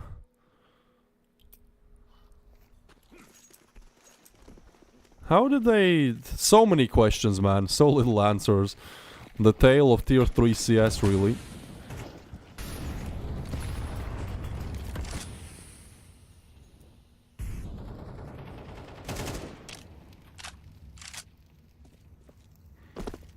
This round opens up with mid control being taken by LNG again, and they're just dominating this match right now, right? Like, they're ahead of every single engagement. They're checking things, they're aware of players, like, they are the better team right now, and even though the first match, even with a big lead for GenOne, doesn't exactly go their way, this just looks like such big confidence from LNG. They're like okay. Well, Dra gets a frag out of it. Brooksy with another, but overwhelmed because the backstabs are coming in. One unique, I mean, he's just having a lurk of the century, really. Kersey is on close proximity. Nade will be laid down. Molly to deny the plant as well. But they can just wait it out. Kersey is the one attacking here, and Malkis peeks behind the Molly. Kersey overlooks that possibility, and so he finds out the hard way. That's not something you should be doing. This is going to be a 1v2. Maths. Oh, given a chance. Although a very minuscule one, and that is taken away from him as well. 8 on the board for LNG.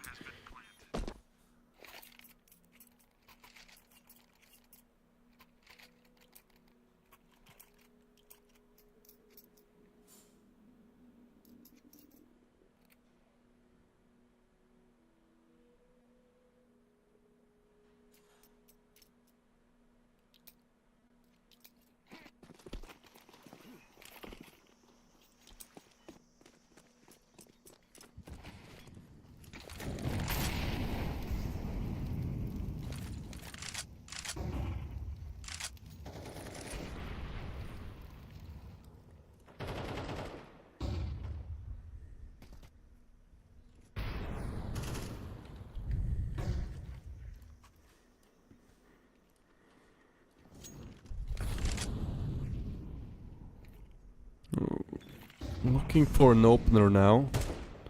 Towards mid, LNG have put 8 on the board. They have very good chance to even reach double digits here. Steamrolled, I think that is the term that I'm looking for here.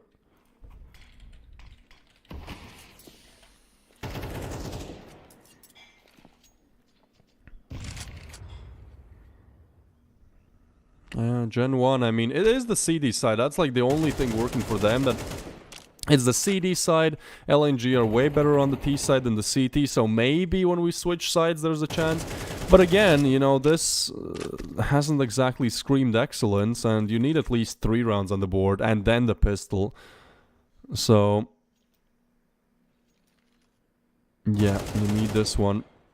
This is a slow round though, 30 seconds on the clock, no engagements made just yet. They are looking to execute B, it seems, or actually go for the fake and go towards A. But the smoke is there towards Donut, and it's actually the double setup towards A, and it won't draw any rotations, really. No, Murat 2K and Crib, they just eliminate, out-aim everyone. And so they're trying to go for the retake, and there'll be a lot of damage dealt. Not even 100 HP on the total on these players, but they do make it into a 3v3. So, I mean, one AK bullet will finish off either one of them. And the call is to save. Fair enough, you have $50 in your pockets. This is not a good possibility at all to convert. So they'll be retreating back. We'll be having LNG on 9. And, yeah. That's my analysis here. Just, yeah. Just a little bit of a sad yeah. I mean, look with how close the first game was, you know, double overtime and everything. I was gearing up for a very exciting second game, and I guess it's exciting in a sense that LNG just show masterclass on Ancient, but it goes both ways. Like, LNG are playing well, but GenOne are also just having a lot of trouble. When you pair those two up, one team playing well, the other bad, well, yeah, self-explanatory, 1-9 scoreline here.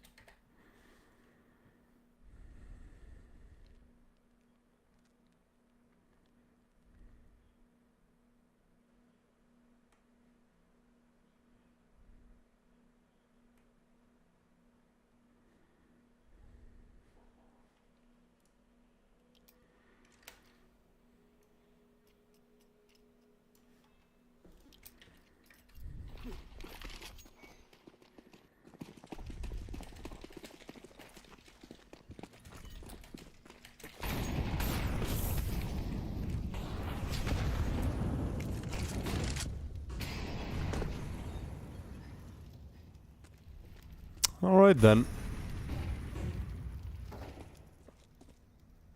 We'll see how things work. Have been really one-sided. Maybe, you know, you get a chance to at least deny the double digits. Like, that's what you're playing for here. You know, you're stringing for answers. You're hoping and praying that something goes your way, because nothing really has. If the first game was an hour and 40 minutes, this one might just take like 20 or something. I think we started this game like 15 minutes ago. If this continues, 4 more rounds can be converted in a matter of 5 minutes. Oh, nice bit of a flash in action. No way. How does Brooksy does not get that frag? I mean, this is just falling apart from bad to worse, really.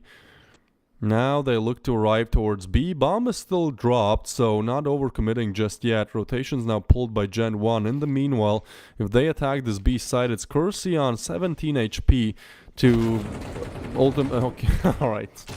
Okay. Yeah, it's over, isn't it? It's just so over. That's how they eliminate that B anchor. You can wallbang that thing again, by the way. There was a recent update. Before you couldn't wallbang, I don't know what it's called, Ninja. You know, that spot in the corner. You couldn't wallbang it for a while. They put it back. I think you could wallbang it at the start of Ancient being added in the map pool, so... yeah. That's a thing. That's cool.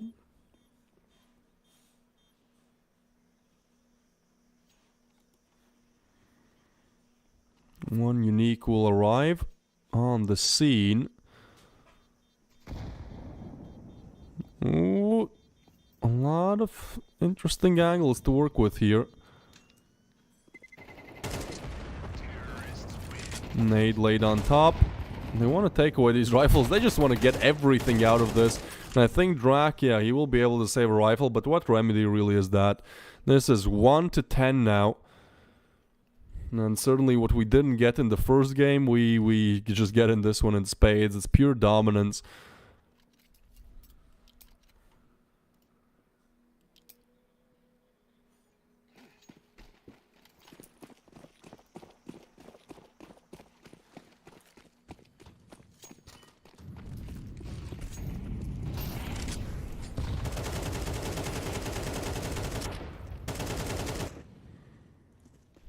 Malchus and Marat 2K. Again, the frags.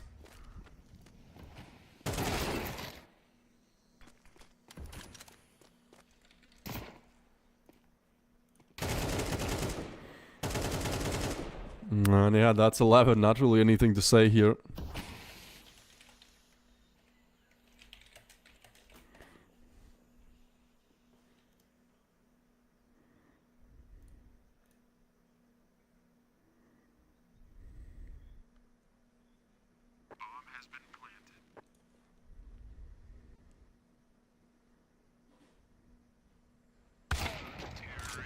Well, that's it. A very poor CT side. And now, you know, they can really just be put out of their misery. I think that's what, you know, they're looking for. I don't know. Maybe it's different in the, like, tier 3, but like if I'm playing Faceit or matchmaking and the score is 1 to 11, I'm kind of throwing the game. You know, I'm not saying I'm griefing, I'm just like, you know, let's just get over with this one. What do I think about this performance out of Gen 1? You personally dislike it very much. Well, you use the double vary, so, you know, I assume that the difference from the two from between me and you is the fact that, you know, you have financial investment in this and I don't. So it hurts more. For me, I'm just like, well, you know, I get to at least not cast the first best of 3 for 5 hours. That's a bonus.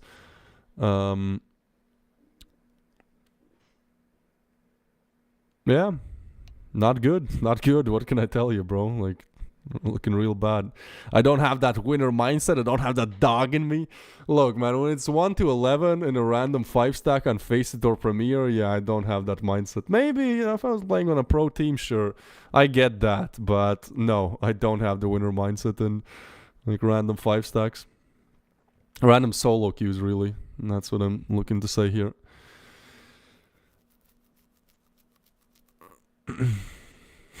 I need to never back down. Is that like a Nikkei 30 thing, or did he just take it? And you know, the Fortnite streamer. Yeah, I don't watch Fortnite. I just know like that's a popular quote for him. I don't know if he like took it or made it himself.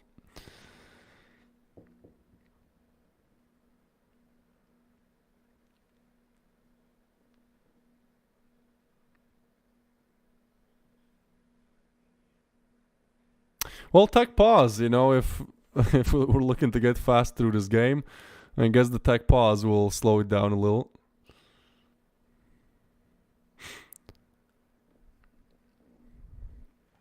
But it should be resumed shortly.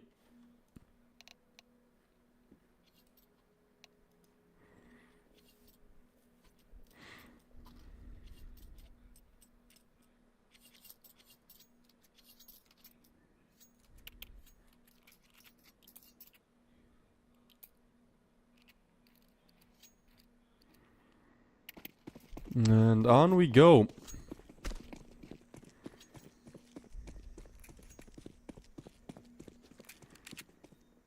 Gonna be that push towards cave, it seems.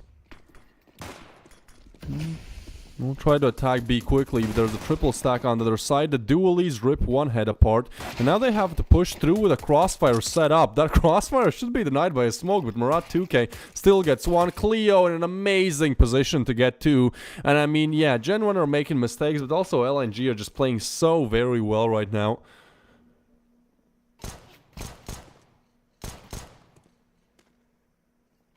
It's just Kersey left in the 1v4, and as with good as how he has been in, you know, yesterday and today, This map has certainly not been his oyster either. 5 to 10, I just don't see this one going through. We'll need another headshot for me to at least consider it. One unique arrives, and that's where things end. 12 on the board for LNG, map point, match point, to send GenOne out of United Season 21. Just one more round needed, and that's really a fall from grace, isn't it? Like, with how you play on Inferno, with how close it is.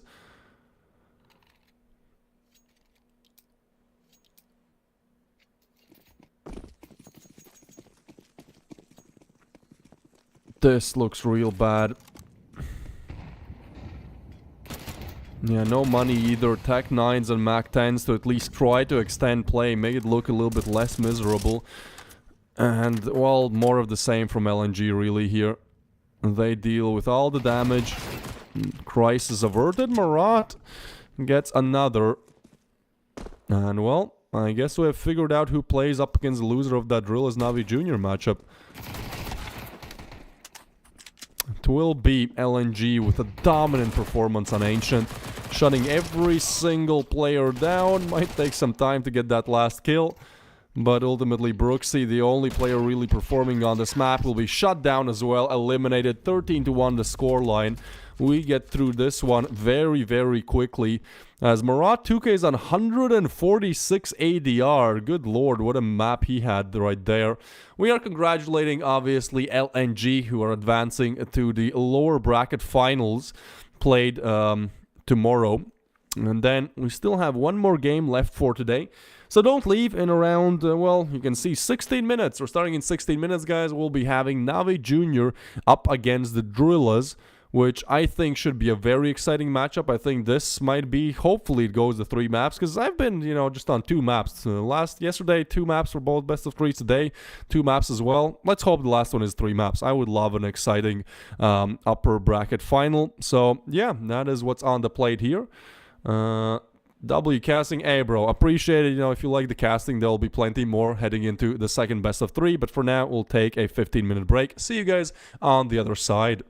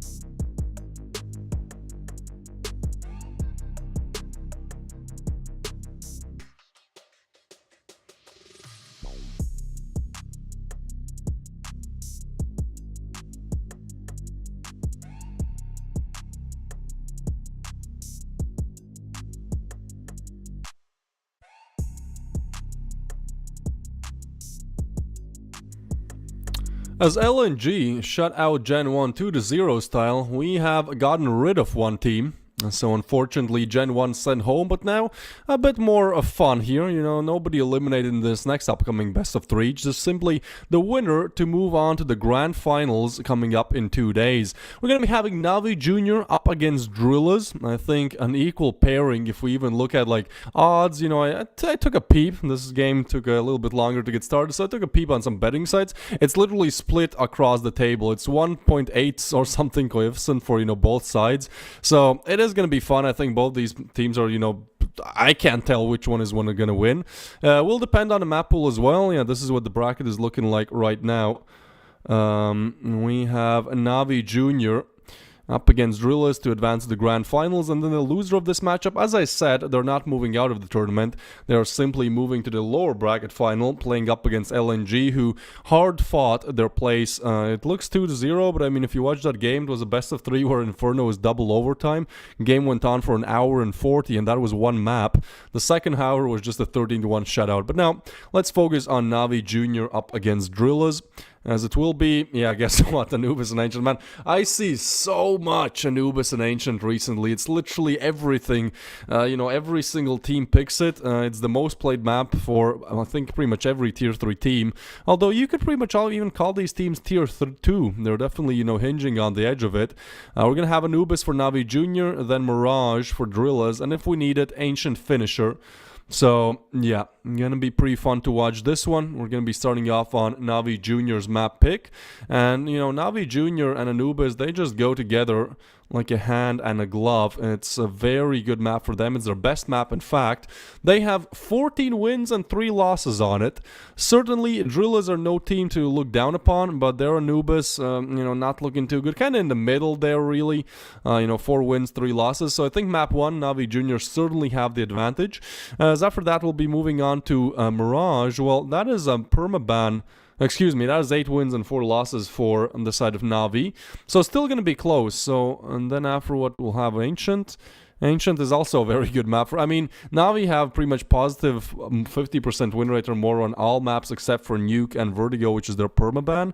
So, it's kind of like the map pool is always going to favor them, if they just do well all across the board. And what a meteoric rise this team has had, really. They were ranked when this lineup got together at the start of September, so pretty much 2 months ago. They were ranked 212th in the world. And now, guess what? They have advanced to the 58th spot in the world. Like, that is a huge climb, huge, especially for an academy team to almost be in the top 50. Navi just has success all across the board. Not only they're the first-ranked team, their academy team is also catching some wind. And there is also that Navi, Navi Youth, I think it's called, where everyone is like 13 to 15 years old, or they've been doing well as well. So, Navi just winning right now. And then, what do we have? Well, we have Drillers, who have kind of just remained at rank number 80th in the world for pretty much since their formation. Since 2nd of September, they advanced to that spot. So yeah, I'd say maybe Navi Jr. favorited in this matchup a little bit more. They have the better map pool. They're better overall on those 3 maps. Also, they are better ranked. They also have 2 players, which I think are top 10 on Face It, just elo-wise. Beating players like Mneezy and stuff. It's going to be tough. It's going to be tough for Drillers, but I'm not saying impossible. Ultimately, only time will tell as we are getting ready to get into Anubis here. Will be the map pick of Navi Jr. And yeah, I guess we're not ready. Quem has left the server for now. After the fall of Zero Tenacity, I think Navi Jr. are the current Tier 2 Anubis merchants. I agree with that somewhat. I haven't seen too many Navi Jr. Anubis games recently, but from what I have seen, they have been playing very well. Yeah, only 3 losses on it. Actually, let me investigate those 3 losses. Who were they against? I don't care about the wins. I care who they lost against. So they lost to Kono, which is a little bit weird. Aurora Youngblood, which is also weird. And then, who else? Ecstatic. Okay. Well, I will say that the losses are a little bit weird. We are going back to my camera because, tech issues. So we're just waiting for production to be ready for the servers, for the players rather, to be ready to get into the server and get into the game. Yeah, no, they have converted some good wins against Rush B on Anubis, against Spirit Academy. That's a big one. Spirit Academy probably battling with Navi Junior for being the best Academy team right now. They are in the better place, though. They're ranked 39th in the world, so trying to break into that top 30. Well, that's a big victory for sure on Anubis. I will say the losses that they've had have been double digits for them. Kono is a 1-13 loss. Aurora Youngblood is a 10-13 loss. But yeah, still, Anubis should be their playing ground. And I think this will really be one of those matchups where, you know, map pick goes the team of the picker, and then that third map, which I think we'll be seeing third map, goes the way of the better team. Drillers 2-0, I wouldn't be too confident about that. I mean, I haven't seen Drillers play recently. Maybe they've gotten even better in these last 2 weeks, but the last game I watched, I think it was up against Monty Gen. They actually, in some other, there were 2 tournaments I casted, in which Monty Gen up against Drillers was the final in both of them, and in both of them Drillers won. One's 2-1, one's 2-0. You know, Monty Gen also being top 3 Academy team right now. Who would you put in the top 3 Academy team-wise, guys? That's my question for you. I'd probably say... okay, let me think. I'll say Spirit Academy, Navi Junior, and Monty Gen, in that order. And then an honorable mention is Mao's NXT. But they have such a new roster. I think it got formed like 2-3 weeks ago, where, you know, I've got to give them some time. But certainly some very promising players, you know, Yorko and everything. Either way, we are ready to finally get into this game. Anubis to open up, and this kind of has to be Navi's conversion, at least it's predicted to be. Did I miss a smoke? Geogs will be the first one to get the frag with the double. And that's pretty much the defense shut down. Krobeni there with the frag as well. No problems posed really for Navi Junior here. Even though they lose symmetry, this is no question where the bomb is going towards, and the shots are just crisp. Again, you gotta remember that the reason why this team is doing so well... Okay, let me see how this engagement goes, then finish my sentence. That thought will be caught in a limbo for a while, as Quem will get another demon, will put the finisher in. As I was saying, the reason why Navi Junior have had this fast-track success in 2 months from number 200th in the world to breaking into the top 60 is I think they just have a good pairing of, intelligence, of strats, and raw aim mechanics and skill. That's really what you need to break out of tier 3. Like, they have Coolio as the coach. They have good strategies, and also, just individually, they have 2 of the top 10 ranked players in the world on Face It, Elo-wise. They have the 2 brothers from Kosovo, Krobeni and Makaze, just being raw individual talents. And then also some other new talents, we have the potential of Jugs being a very good player. My guy is only 16 years old. This Navi Junior lineup is composed of very young players, and so they're doing very well, especially for their age. Knowing how when you're younger, tilting is a bigger problem, just kind of converting and the emotional stability in the games will be a bigger problem. So that's where Coolio comes in as a great coach as well. But actually in the second round, Krobeni is taken out. There's a hero AK on Haji. Navi Junior 2D, so 1 round passes. And you're just like, nope, that's actually going to be the 2-0 going the other way. Well, still, they have to convert with the Glocks, and this will be shut down. Demon with another. That hero AK on Haji can't do anything either. Overwhelmed and overturned. As Makaze puts delivers the final blow here. 2 on the board for Navi Junior.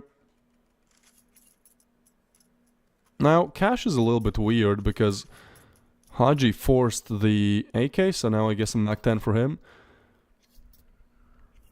Actually, Waro 2K on low cash as well. I don't know what the buy is going to be looking like. This is kind of grasping at straws at this point. Okay, I mean 3 AKs is still enough firepower, just that Scout and Deagle then have to kind of have the refrag potential perhaps. Util going in. Drill is looking to establish mid control.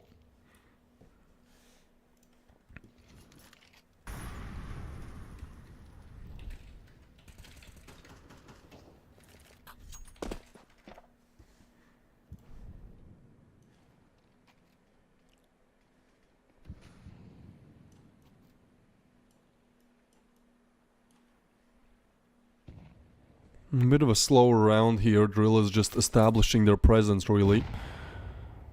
Trying to take map control slowly. Smokes in play as well. Round won't get too out of hand just yet. I can't even have the read here where exactly drillers want to go. I guess they don't know themselves. Anubis oftentimes on the T side is just very reactive, right? Like you just see kind of where the CTs over peak, where they aggress to get information, because that's such an important job for the CTs on Anubis, is just getting information.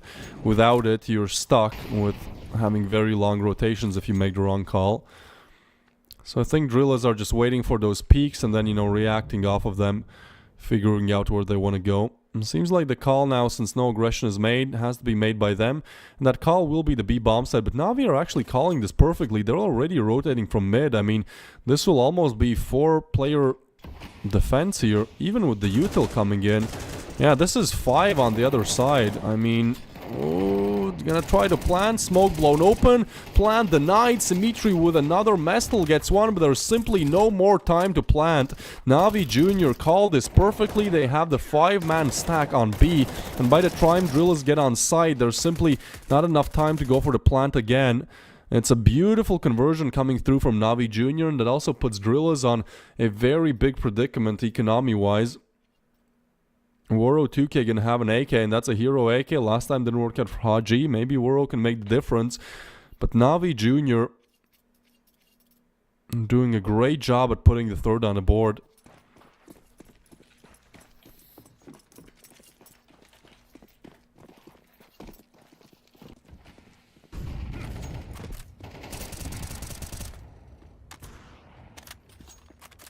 Symmetry and Krobeni with the nades.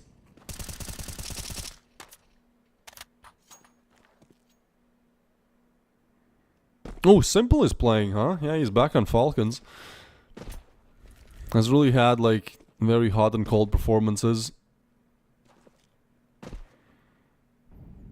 think he, in the first game at least I saw the stat line, he did amazing on Nuke, but on the first map he had like 0.6 rating or something. Well, that's exciting. I'm all for Simple coming back in the scene. Nade laid down, and, you know, just extra salt added to the wound here. As Krobeni is just gonna spray down everyone. That's an easy 4th on the board for Na'Vi. This is their CT side as well, so really, the kings of Anubis as of now in Tier 2 strike again. And drillers will call tag pause. They understand what's at stake here, right? Like, you're losing 4 rounds on the T side, so things are not going to get any easier once you switch sides. Although, for Na'Vi Jr. at least, their T side is just a tad bit better. I'd expected, you know, the number to be in the high 50s, maybe even 60. It's 52-53% win rate on the T side of Anubis. But still, you know, their CD side looks good. For the side of drillers, well, they certainly have played a lot less Anubis. But yeah, still their T side is better with a bigger margin, actually, 57%. So, you know, drillers on their stronger side, Na'Vi on their weaker one, and it's 4-0. Like, you gotta start putting some rounds on the board. They call attack pause probably to figure out where to take this round, as they have bought up. If they lose this even with the max loss bonus, it won't be the best buy. Oh my god, that's an insane aggression from Makaze. There wasn't even a flash. Now, they should expect that long player, but this is still a lot of map control here by Na'Vi Jr. Are they aware of this though? Makaze has to be careful. This is what I'm talking about. The individual skill is there. Insane spray adjustment rather. Aim adjustment. Right on the head. This guy, I think he's top 5, or Krobeni is top 5 in face it elo wise.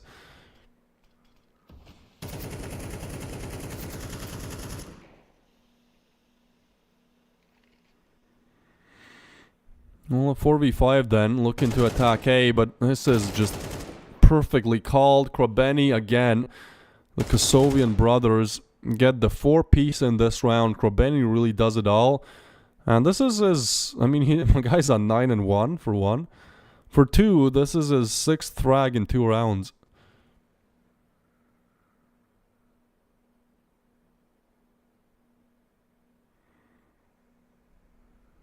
Yeah, no problems posed so far. Every single round has looked confident.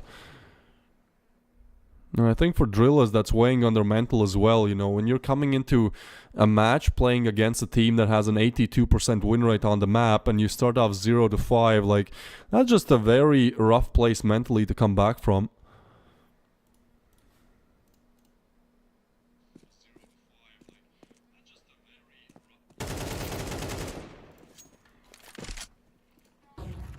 So Haji finds another, but at this point just looking for anything really to salvage the AK. That is taken away from him as well. And so Max lost bonus, but Haji is on 600. He gets eliminated after time runs out. That is one of the proclivities for the T side.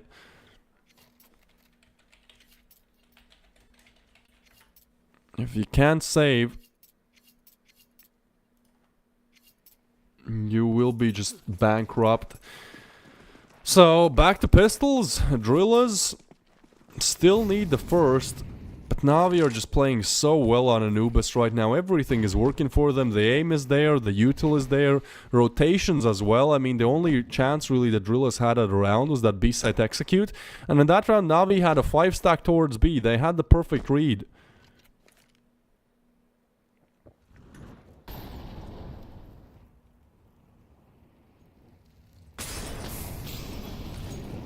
Molly to force Krobeny out of the angle. Will be the quick push towards mid. Krobeny has to be ready for this. I mean, help now arrives. Actually, triple support towards mid, so I'm not even worried. Goes for the aggression, gets punished. Should be punished for that. Demon now stuck on a head glitch. Not a good position to be in, so needs help.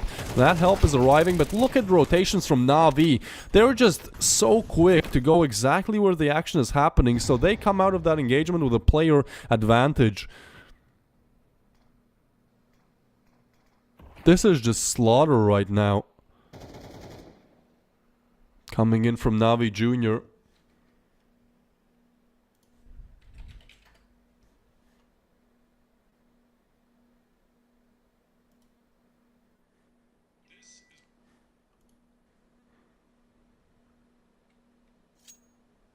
I switched from Critical Ops casting and streaming to CS2 casting. Hey, we have some OGs in the chat.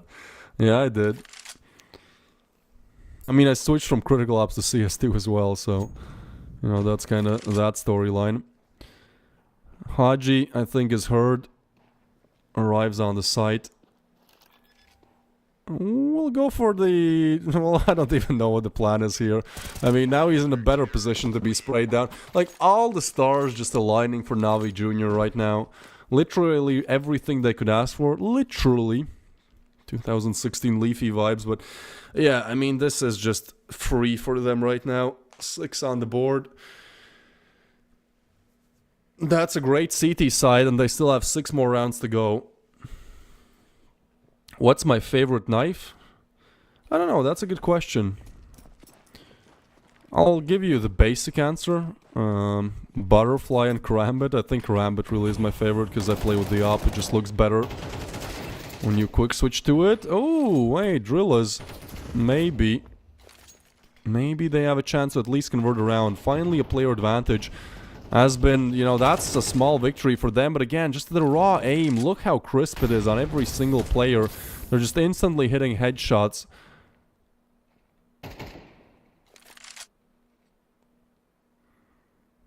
Tier 2 casting is so chill, it's like watching a streamer. Yeah, I mean, I try to interact with the chat. I know some streamers do it, some casters do it less, but it's like, you know, not every round is that exciting that you're just screaming your lungs out. Also, like, a lot of people in the chat actually know more about the scene than I do, so sometimes I learn things as well. It's good, I like it. Get to watch some CS as well. Pretty fun. What's not fun is that, well, Drilla's almost denied.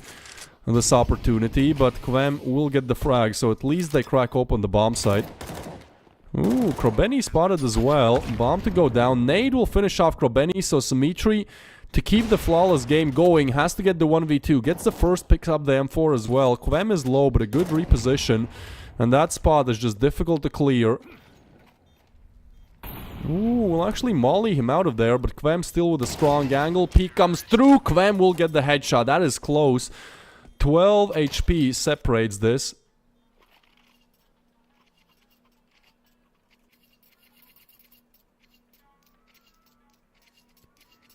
But Drillers, you know, that's the first on the board. That's something. At least you regain some confidence. Like, yeah, it might not be good, but at least we can win up against Navi Jr. at least a round. You know, that's where you start. And ultimately, you need that confidence as you get into Mirage. Even though it's going to be Drillers map pick. Like, if this game goes like 3-13 or something, you know, it's not exactly a good place to be in mentally. Oh my god, the aggression. Navi, they just want to be done with this. Head to Mirage as quick as possible. That is insane aggression coming in from the CT side. Haji, he's just lucky to be alive there.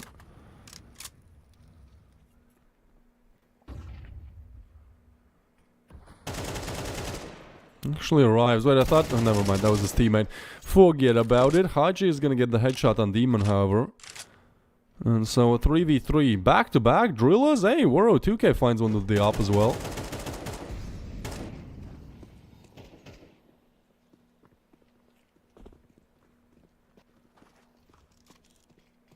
So B-side again cracked open.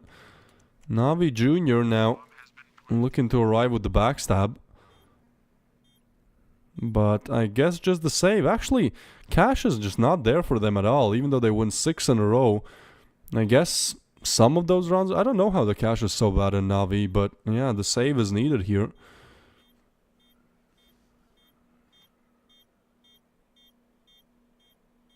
Do I think Drillers stand a chance in Asia RMR? I think it could be competitive. I hope they do, because I've invested in like Lin Vision glitter stickers, so you know, if they don't make it to the major, stonks. So I actually hope that Lin Vision perform poorly.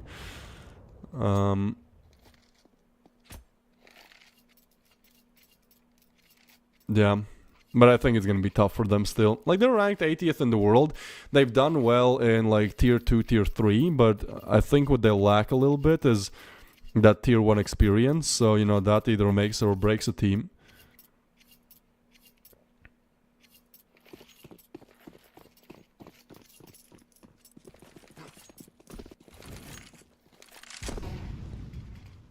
My old YouTube videos, huh? Oh, yeah.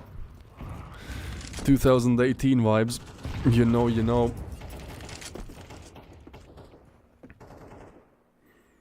Well, 2 on the board for Drillers. That is quite good. It's a good start to this rather lackluster T side they've had. And they win this round. I mean, they are wiping Navi's economy. Bankrupting them. This could be 4 for Drillers. We might not be having this very quick game that we perhaps expected.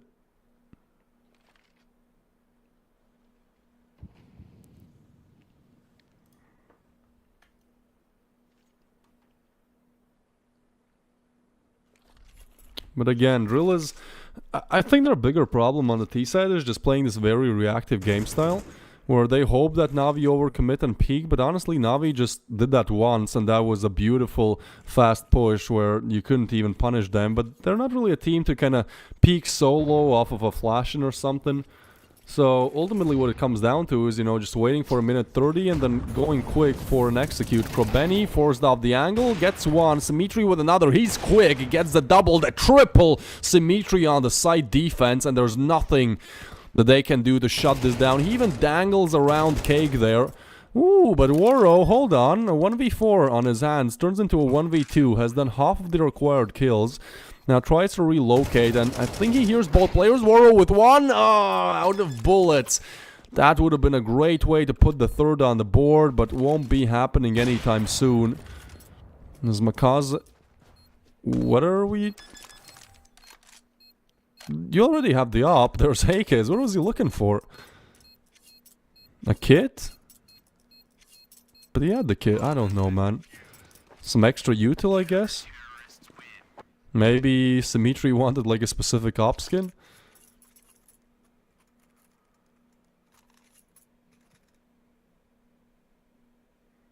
Playing a team like Navi Junior will be really good for drillers.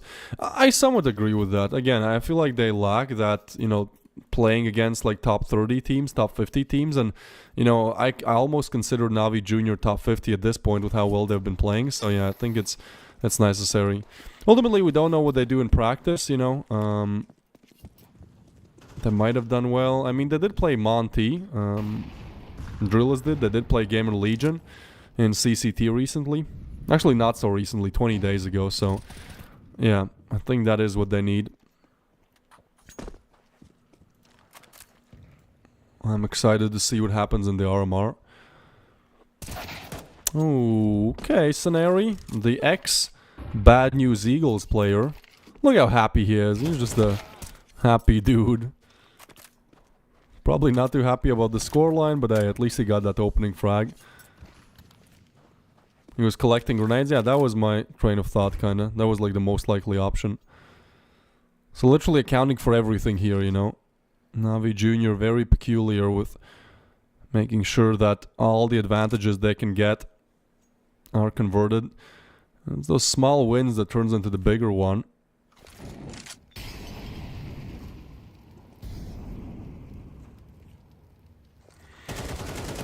Execute towards B side. It has been good for drillers so far, and Symmetry smoked off.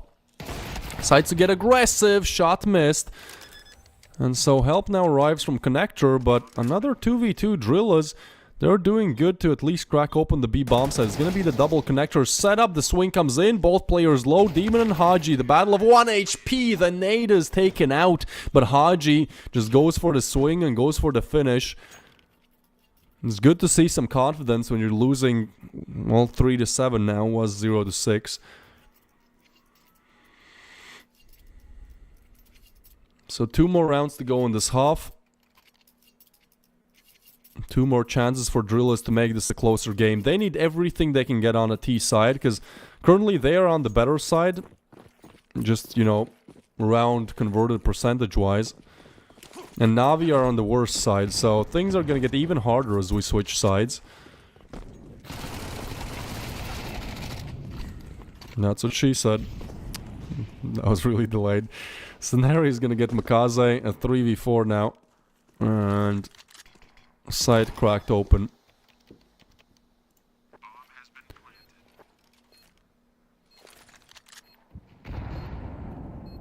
Plant comes through.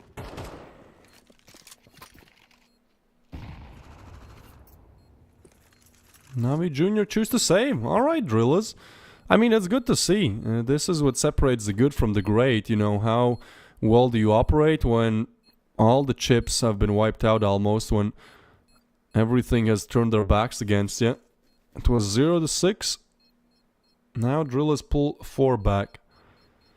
Is Anna the manager or the coach? I hope he's not the coach, man. No offense to Anna, but, you know, I don't know. I think he suits the manager role better. I mean, I gotta give props to Anna. Like, he has picked a pretty nice roster here, right? Like, it is actually a team that has been performing quite well recently. It's a good lineup. He is the coach? He was the coach in the arm. I mean, I guess mental support? Is that true? Is Anna the coach?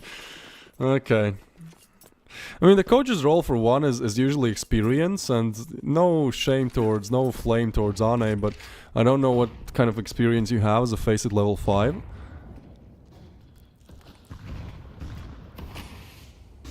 I will tell you this though, he is a great hype man. So, maybe you can hype up the team.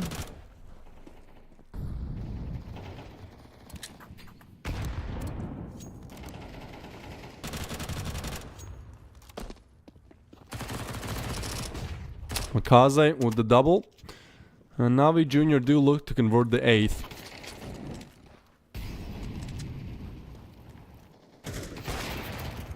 Ooh, Demon and Scenario with the frags as well, though. This is still kind of competitive. Symmetry is low, so he'll be trying to do his best to just remain alive here.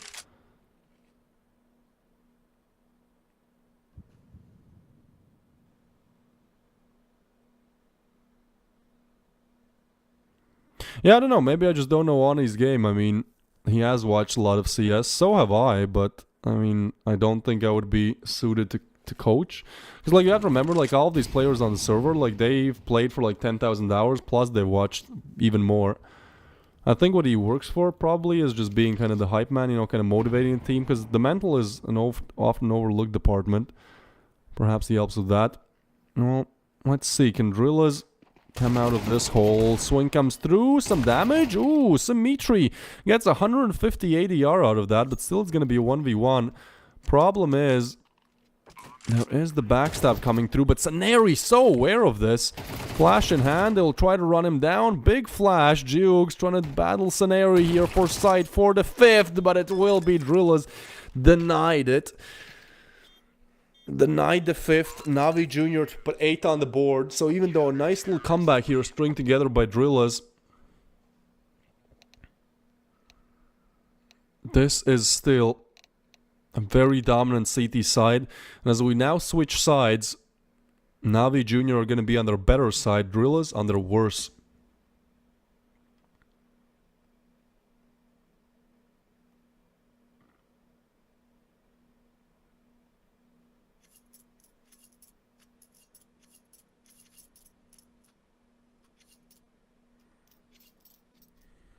Bro has 9k hours inspecting skins.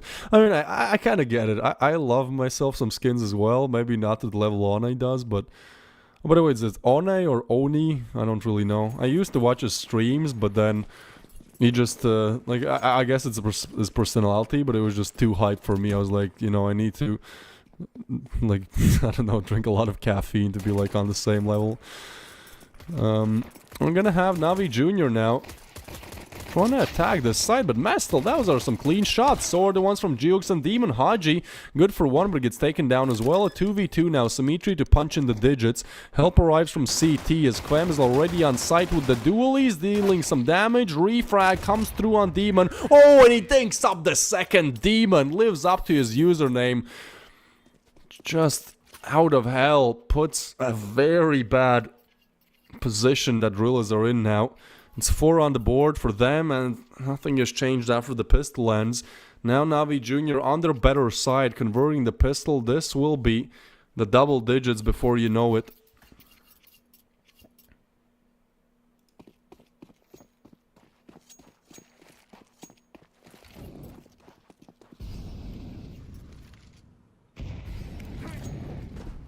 Saneri sleeping.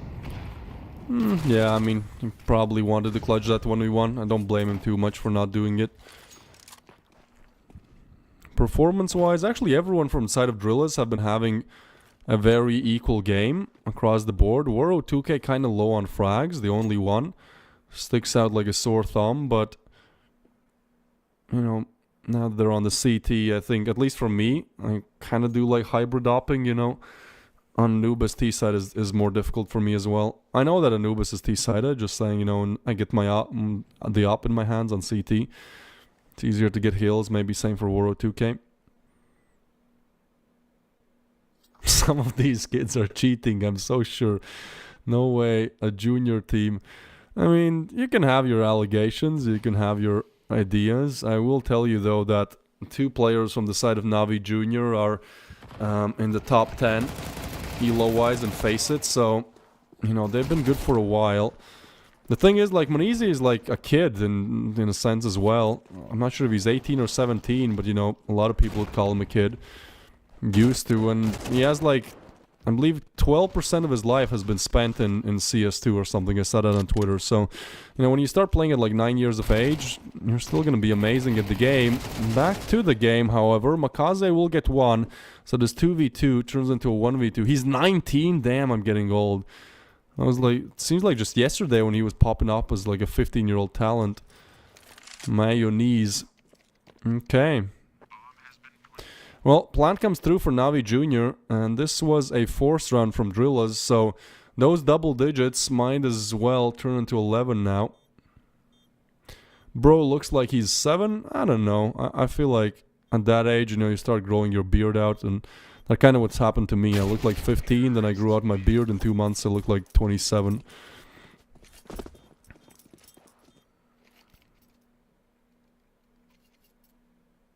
Yeah, we have to remember, I mean, Monizi played on Navi Jr. as well. Like, this team has been producing great talent for years now. Actually want to check. I think there was another insane player. Oh, there was Bit as well, right. Monizi played together with Bit. They also had Ankara, who had a rather big rise, but haven't heard much from him recently. But yeah, I mean, when this team has literally nurtured talents like Bit and Monizi, like, you're kind of looking at Makaze. Krobeni as perhaps the next ones. Wonderful is Navi Jr.? I'm not sure. Yeah, I think so as well. 100% cheating team. I'm not gonna engage in these shit, so, if they get outed as cheaters, that's fine until I see the proof. I'm just not gonna speculate. You go down one conspiracy rabbit hole, you fall into all of them.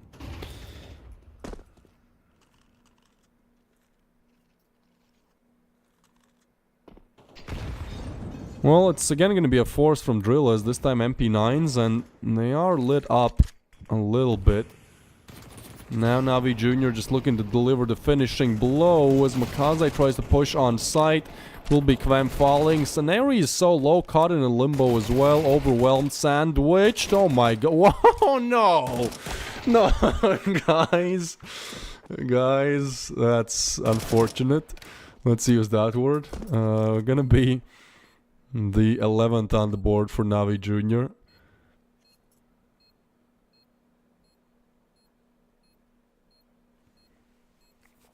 Oh, he wasn't in... I mean, I'll check this. I didn't see him on HLTV, but maybe I missed it. I don't know why. I feel like he was, but maybe I'm wrong. I'll take your guys. I won't have like a definitive answer before I check it further. Either way, we'll have Navi Jr. on 11. I mean, yeah, I don't... Again, I don't want to engage in the cheating allegations. It's like the more you touch something, the more it stinks. But, I mean, these guys also, have been in the top 100 Faceit Elo-wise for, like, years. I know that the Wonderfully guy got banned on Faceit, so, like, oh, nobody's safe. But, no, like, they're just a great team. I don't even find this too out of the ordinary when, CSGO came out, like, 12 years ago now? Like, a lot of these kids, literally, at 5 years of age, even picked up, literally, okay, so when CSGO came out... let me check. So Jiugs is 16, right? So when CSGO came out, he was 4 years old. You start playing at that age, it's like, the Olympic athletes. They start training at 4 or 5 years as well. The guy has had like 10 plus years of experience, probably. He wasn't. I checked HLTV. Thank you. Okay. Sprout, Spirit, Hellraisers, Gucci Squad. Okay. Well, thank you for the confirmation. He just strikes me as a Navi Jr. player, if you know what I mean.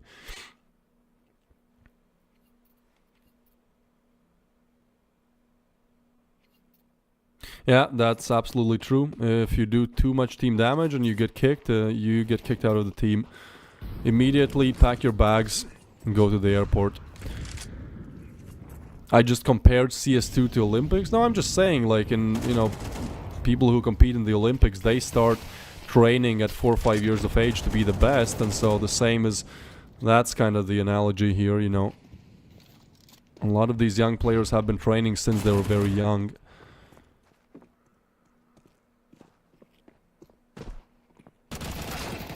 Push comes through, Makaze with the frag, Mestel with the refrag. Wuro 2K puts another on the board, and hey, unless this 1v4 comes through from Jiugs, it seems like Drillers have at least found the 5th on the board.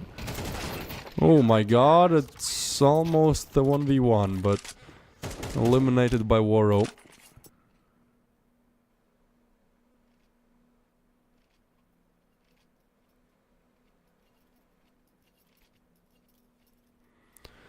Yeah, I mean that's another angle. Like, you know, when you're a kid, at least all I wanted to do was pretty much play video games all day. And so if you just play one video game all day for years, you do get very good on it.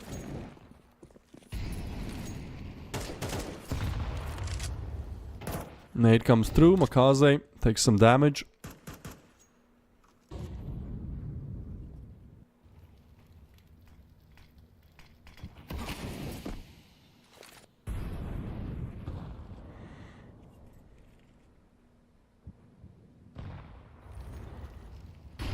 And I think at this point, we're starting to think about just mentality for drillers. Like, if they lose that previous round, you know, they lose 4-13, let's say, that's tough on you when you head into Mirage. Here, at least they put the 5th on the board. Maybe they can get another or 2 on the board. I mean, overtime is impossible here. I don't think that's going to be happening, but at least mentality-wise, you're like, okay, we played our map pick, we didn't do our best, but now our map pick, you know, we can win. I think that is a very important aspect to look at here. Navi Jr., even though it's a 3v3, they will do very well to smoke off cameras. That's exactly where all the CTs would like to come from. They will be shut out of that opportunity. Wait, they're still going for this. 13 seconds, guys. What is the... Really? Why? Just why? That's throwing it away. That was a weird play. Chat, back me up on this. Like, why did you do that?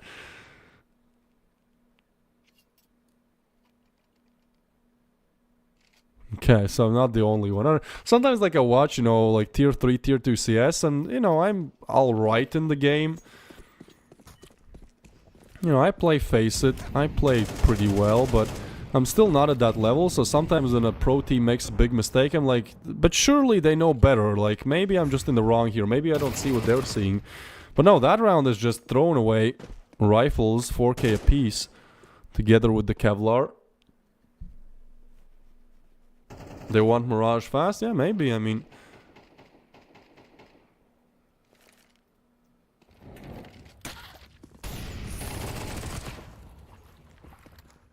Maybe they played for they won't think we'll push, though. Maybe, but I feel like Navi Jr. have accounted for everything in this matchup. Oh my god, Makaze, that is disgusting.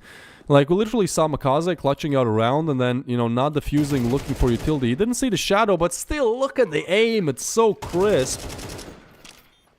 And there's going to be the 13th on the board for Navi Jr. here. Not really much to contest, really. I mean, just getting shut down. One round, one player at a time. Frag from Quam comes through.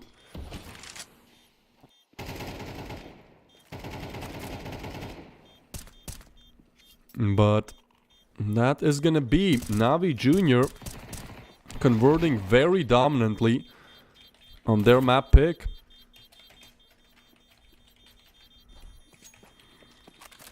And this worries me heading into Mirage because from what I've seen so far, it hasn't exactly been a game where like, oh, you know, it could have been close. Oh, it's Anubis and, you know, strat-wise Navi Jr. are just doing so well. You know why Navi Jr. convert this? In my opinion, the main two things. Number one, their individual gunplay, which, you know, same will be true on Mirage. Mirage is even more of an aim map than Anubis is. Number two, they're just playing together as a team. We saw on the CT side, as soon as one player is overwhelmed, the whole team arrives, you know, refrags are there. So this is not going to change heading into Mirage, and Mirage is still a great map for Navi Jr. Literally pushed in a corner up against the wall are drillers. They need a reverse sweep, and they need it quick to remain and win the chance to move on to the finals tomorrow. If they lose, they will be moving to the lower bracket final tomorrow up against LNG. We shall see how things go as we'll be moving on to Mirage. Before that, as always, 10-11 minute break. See you guys on the other side.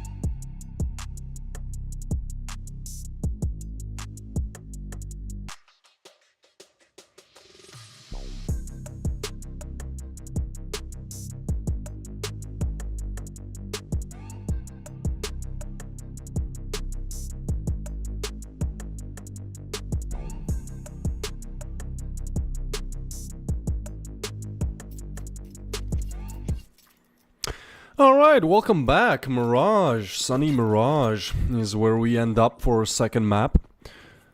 Drill is blown out of the water on Anubis.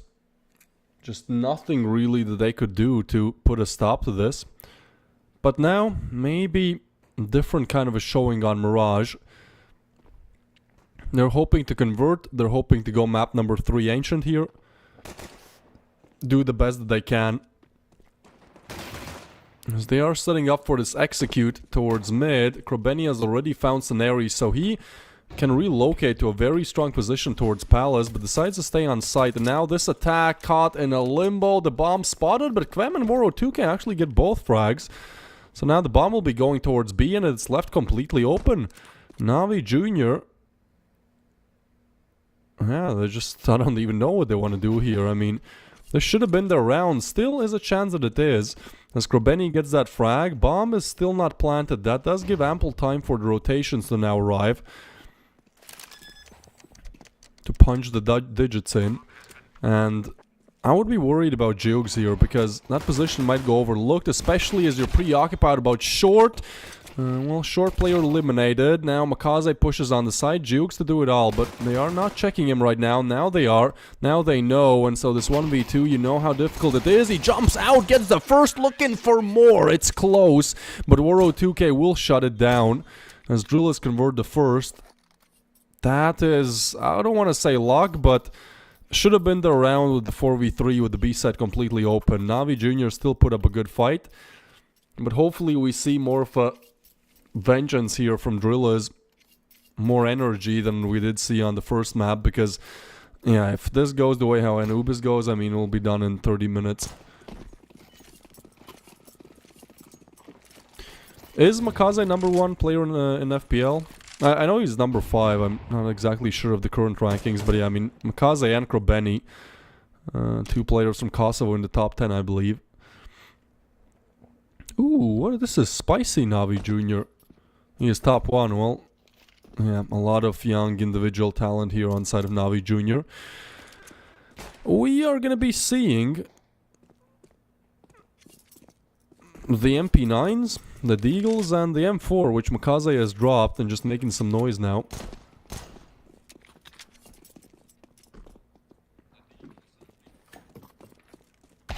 No, it looks like, yeah, we're gonna have a round reset. Okay, here we go again. Not sure what the issue was, but tech pause for now. Somebody's having some kind of issues. Well, we'll have to wait on this. That's insane, actually, to, you know, have 2 players in the top 5. Both from Kosovo, both playing in the same team. Caster's prediction, I feel like whenever I make a prediction, people might, you know, take it as financial advice, if you know what I mean. So I try to stay wary of it. I don't know, I'll give you the worm answer, you know, the answer that I can kind of lurk out of. I think it's going to be a close game. I would kind of see double digits on the board for both teams. I can't put my finger on either team right now. I don't even like making predictions until I've seen like the first rifle round of the second half. I think Navi Jr. have definitely put up some momentum on Anubis. They're feeling good, and Mirage is one of their better maps. So, okay, if I had to go, like, you know, for one of these teams, I would say Navi Jr., but man, it's gonna be close. Like, prepare for a close game.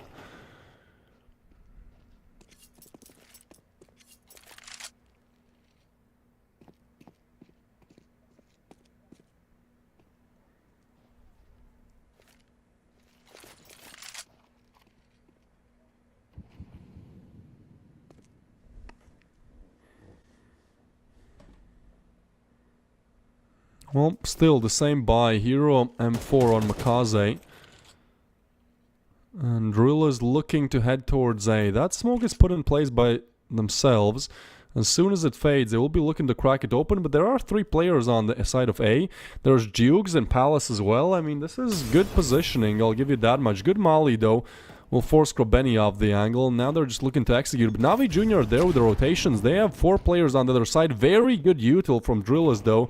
as they will be able to crack open the bomb site. Is Jukes accounted for? Oh, Jukes, he's overlooking that angle, but Symmetry with a double. How is this falling apart? Waro2K still trying to make this happen. The player towards Ticket spotted. Waro2K with another, now has to do it all. On for the 1v4, has gotten 2, his position is spotted. They will just tap it. A 1v1 now. Waro2K drawn out in the open. Demon's aim will be there, unfortunately, but denied for Drillas, and that force by now works out in the Navi Jr. in a huge way. As they put the first on the board, they also just wipe Drilla's economy here. How did this... I think it was a Symmetry double deagle, wasn't it? I thought Juke should have been dead any day of the week when he was towards Palace, but I mean, that doesn't come through. That was an insane round to convert. Very nice attempt by Waro2K, but denied. Yeah, I agree. I mean, I love that sneak towards Khan. Even with the 3-piece setup on A and, you know, player arriving from window, this was still a very good way to open things up.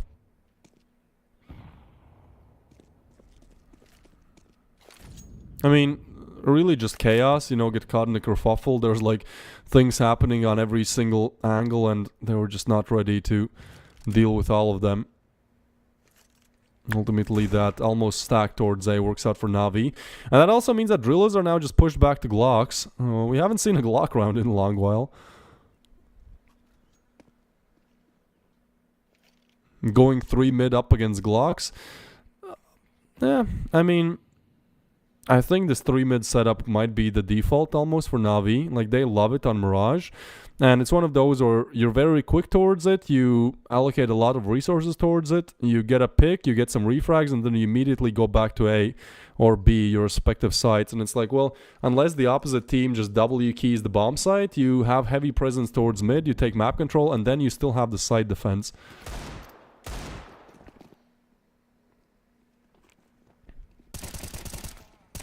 Push comes through. The Glocks, yeah, Symmetry has been a star so far. As he gets the 4-piece ace. Come on, Krobeny, that's mean. Give him the eco ace. Give my boy the ace. Denied, but second will be put on the board by Navi Jr. And now we get to the rifle v rifle part.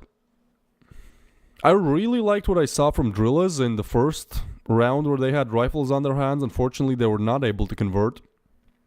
But it did seem like they were, you know, cooking up some strats maybe that we haven't really seen on Mirage. I'm excited to see more of it.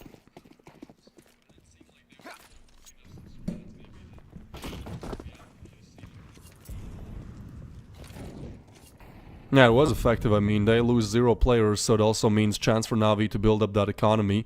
Even if they lose this round, they're able to buy in the next. A lot of aggression from Krobeny there. They're looking to punish, but Krobeny is playing this smartly. He just draws them in. He sets up a trap and peek towards mid. He says, "Oh, this is dangerous."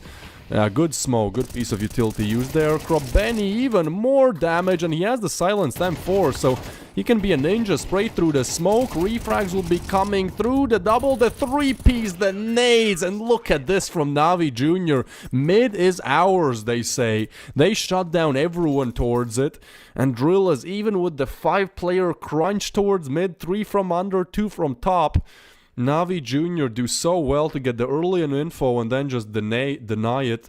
Chaos for sure, but almost calculated chaos for Navi Jr. here. As they advance to 3, they break Drilla's economy again.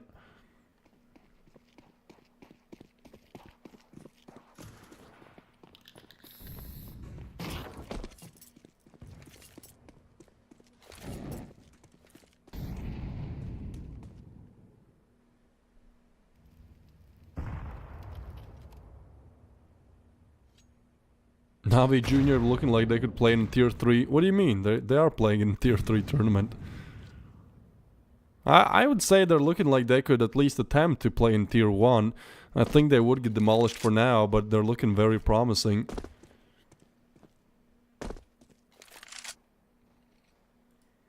Have had a meteoric rise once again. You know, in the start of September, less than 2 months ago, this team is ranked 200th in the world now.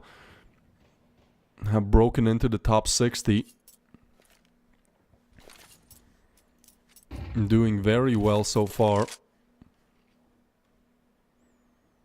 No, no, no, don't start with the from the screen to the pen. Don't start it. The earworm. Push towards B. Demon should get another frag here. Does get it. Looking for the third. Taken down. And it does mean that bomb will be going down. I mean, for drillers with the Glocks... hold on. 2v4. I don't really put a lot of pressure on them. Oh, that's a clean shot from Scenarii. But Waro2K on for the clutch. Wait, what? It's a 1v1. This was Glocks only. There is no way. Jugs now arrives. Slowly but surely he creeps up. He knows exactly where Waro was, but Waro stays alive. There's so little time. Jugs has to find a frag, and it's Waro to clutch it out. This was pistols only, and Drillers convert a huge fumble for Na'Vi. How is this? Is a 2v... I don't get... I'm lost for words. This was a 2v4. Oh, okay. Makaze goes down, then Scenarii with one, and then Waro2K just with a clean shot. Could have been a call-out as well, man. Yeah, that's a real bad round to be lost there by Na'Vi. Great conversion by Drillers. They just pull that out of their sleeves.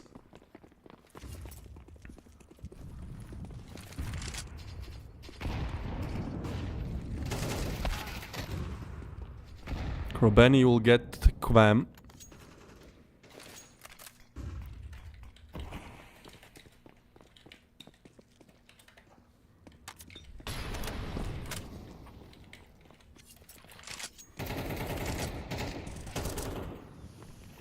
Well, Na'Vi still stays strong, although this aggression will be punished. Again, they're playing together as a team. As soon as a player falls, there's a refrag coming through, so, you know, what they couldn't do up against the Eagles, they will be able to do up against the rifles. So, still looking good, but that rifle round that they just lost, that anti-eco that they just lost, kind of shakes things up a little bit for me. I don't know. Might be just one mistake, but... I'm a little bit worried after I see that.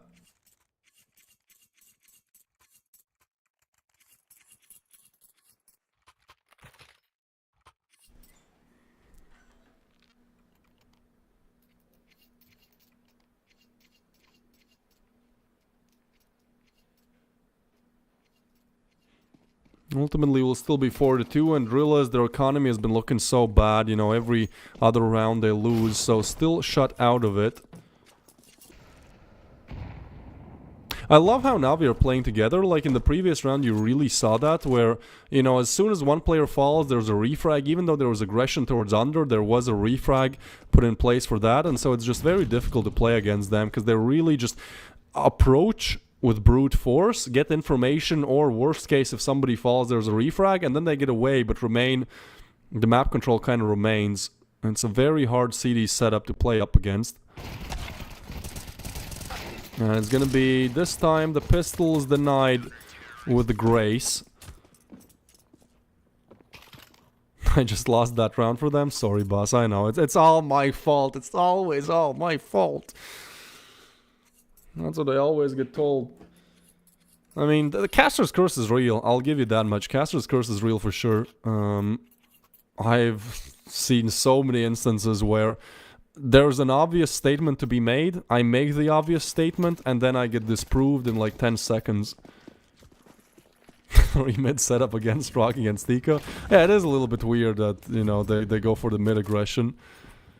I don't know what the idea is there. Well, back to rifles now, Drillers, but no, Symmetry just gets one and gets back in the shadows. And Waro2K, he goes towards window, he's in big trouble. Scenarii will get the frag on Jugs though, so at least something cracked open. Actually, look at A. Oh my god, yeah, this heavy setup towards mid also means there's nobody really on A.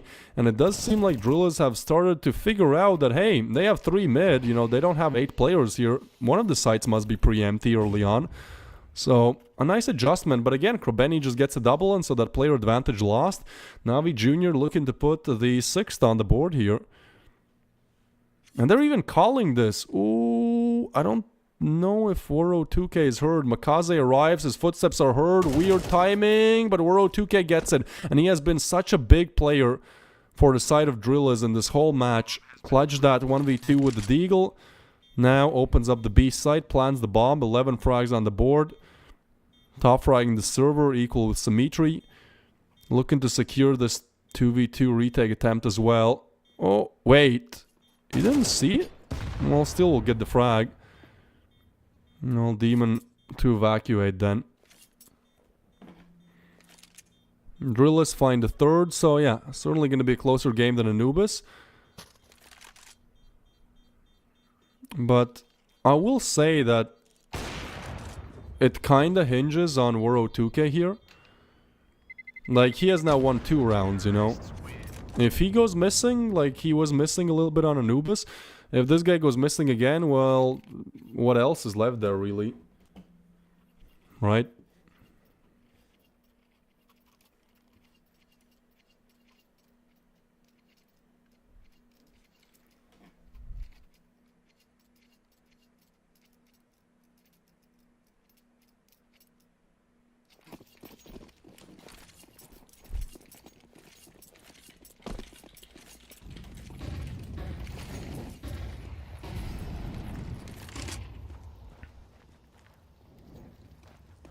Yeah, I agree it's a little bit of a weird setup from Na'Vi here, sometimes against the pistols, but still, you know, if it works, don't try to fix it.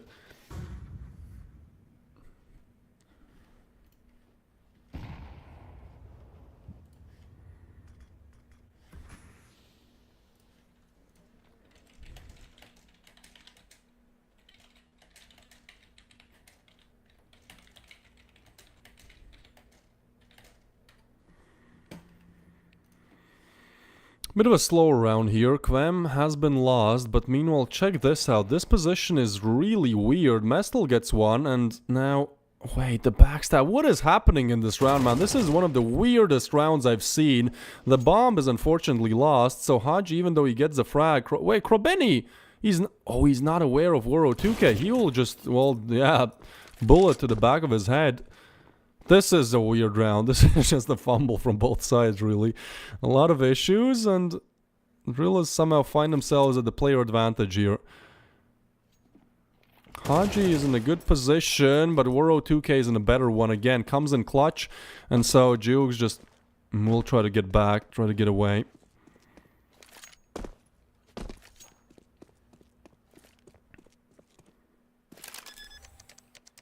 Bomb to be planted. Are we going for a save here? Oh, I think, yeah, I mean, Jukes is trying to save. I guess he was worried that maybe Apps is too aggressive, so he goes towards mid. Don't know what the idea is here. We'll find one, but certainly no time to get back to the bomb site and try to defuse. Low HP as well. We'll just save the weaponry. Drillers. Hey, these rounds are weird. These rounds are close and... just not something you'd expect, not the default Mirage you usually see, but at least Drillers put the 4th on the board. Slowly but surely they are starting to make this a rather close game. Na'Vi not allowed to just run away with it.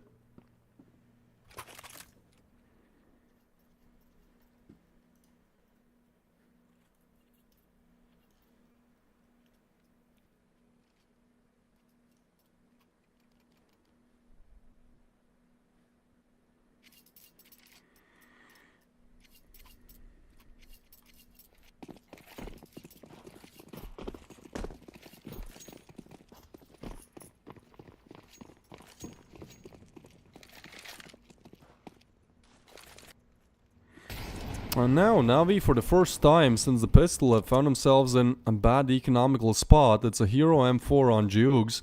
They actually converted a round like this. That was how they got their second round on the board. You know, after losing the pistols, they had a Hero M4 on Makaze. It worked out. We've already seen one low-buy pistol round convert. What? What? What are we seeing here?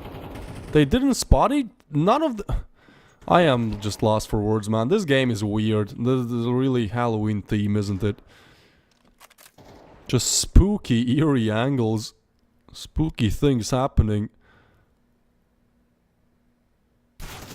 I have no idea how they didn't see each other through the smoke. Not even through the smoke, he was literally on the edge of the smoke. Maybe the observer's POV is a bit different, I don't know. Ultimately, Drillers will convert the 5th to equalize the scoreboard, but that is one of the weirder rounds I've ever seen. Engagements, really. Well, I think it's about time to actually start maybe thinking about the outcome of this game. How really does it go? So, for Navi Junior, they have 8 wins, 4 losses on it. For Drillers, 6 wins, 3 losses. So pretty much the same win-loss percentage, 66.7. But the difference really is in the T and CT sides. For Navi Junior, their T side is a bit better, 55% win rate on the T side. For Drillers, these guys have 60% win rate on Mirage T side. So again, it's the same scenario where Navi are starting off on the worst side, Drillers on the better one, and so once we will switch sides, I mean, the advantage really in the hands of Navi Junior.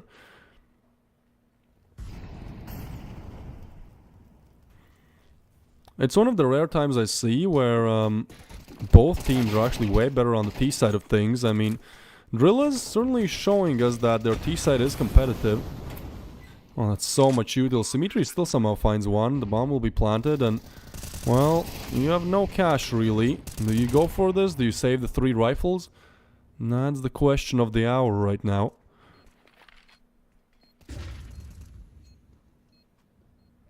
Save is the call. Simply not enough time left to do anything else.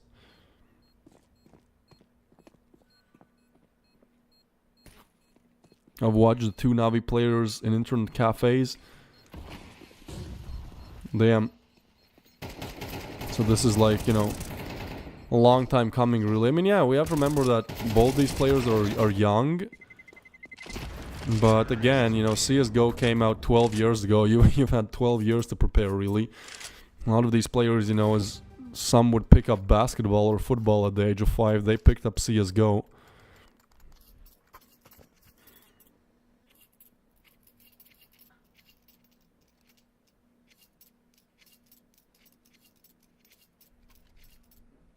So gonna be the 6th on the board for Drillers, for Navi Junior.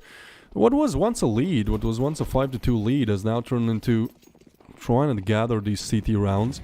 We have to remember for Navi Junior, they have like a 50% win rate, 55% win rate on the T side, so once we switch, shouldn't be too much of an issue. Oh, there you go, 6th seems like it will be put on the board. Woro 2K with 1, Symmetry with another. Shot missed from Woro, uncharacteristic. He has really been the one saving grace for Drill. I mean, oh my goodness, look at the scoreboard. Didn't even notice this. This has just been Woro 2K all game long. I mean, Symmetry is really, you know, showing up as well, but this is crazy. Wait. So the whole team together has 19 frags. Woro has 17.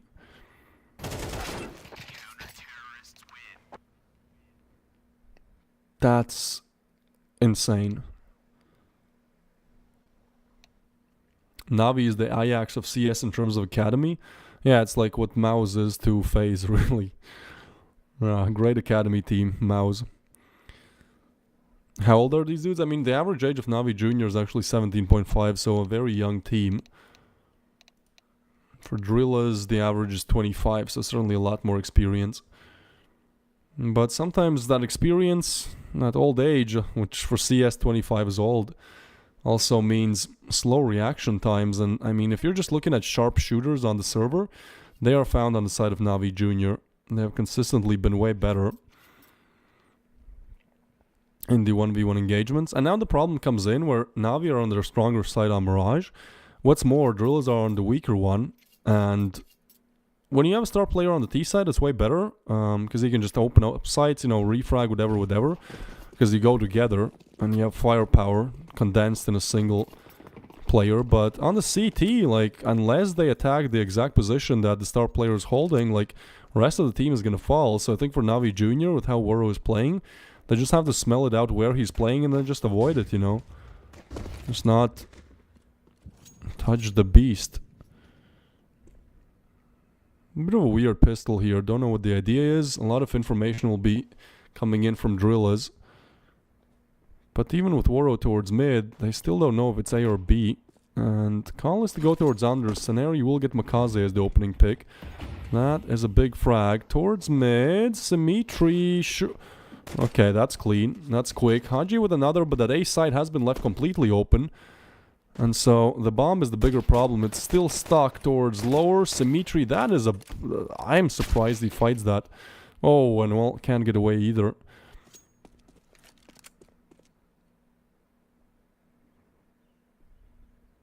So you still have hope to join an academy team before you turn 30? Probably not an academy team. I mean, Adrillas are 25 here. They're not really an academy team. Yeah, I think to join an academy. I'm way past the age as well. I'm 24. I watch some of these games. I feel hella old. You know. There's Navi Youth. Have you guys heard about Navi Youth? It's like they're Navi's third team in succession after Navi Junior. They're, you know, like ranked 200th in the world. The rule was you can only apply if you're between the ages of 13 and 16, I believe. So their average age is like 14, 15, which, you know, what a world. And they're still doing good. They're still destroying like every day, like tier 3 teams.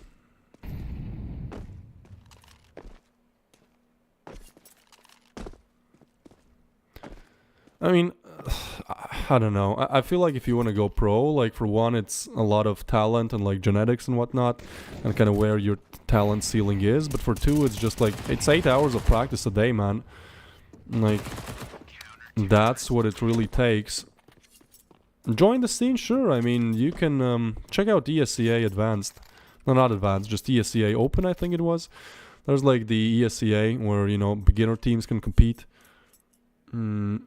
Check it on Face It. Like, you know, start with putting together a 5-stack, joining a team or something, and competing with kind of the lower level teams. Normally, when you kind of reach Face It level 10, you would go to maybe look for a team, you know, if you want to pursue that as an option for fun, perhaps at first. So I think ESCA Open, the lower tier of ESCA, is probably where you want to get your start, get some practice in, figure out what it feels like to play in a team. Well, regardless, the first rifle comes up, and Navi Junior now, actually, at a bit of disadvantage here. Drillers have taken the 8th.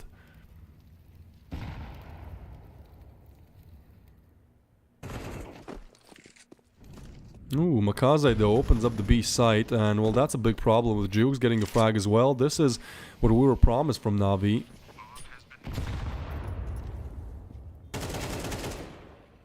Ooh, Makaze with the frag, and Kvem with the refrag, but I think this is round, isn't it? I mean, Market is smoked off as well. No chance really to get back in the game. Is it possible to get level 10 with 60 to 120 FPS? I mean, anything is really possible, you know. 99% of things are possible. It's gonna be way more difficult, for sure. One thing is, though, if you play on like a bad PC and then you get a good one after you've played for a long time on a bad one, your skill is just gonna explode.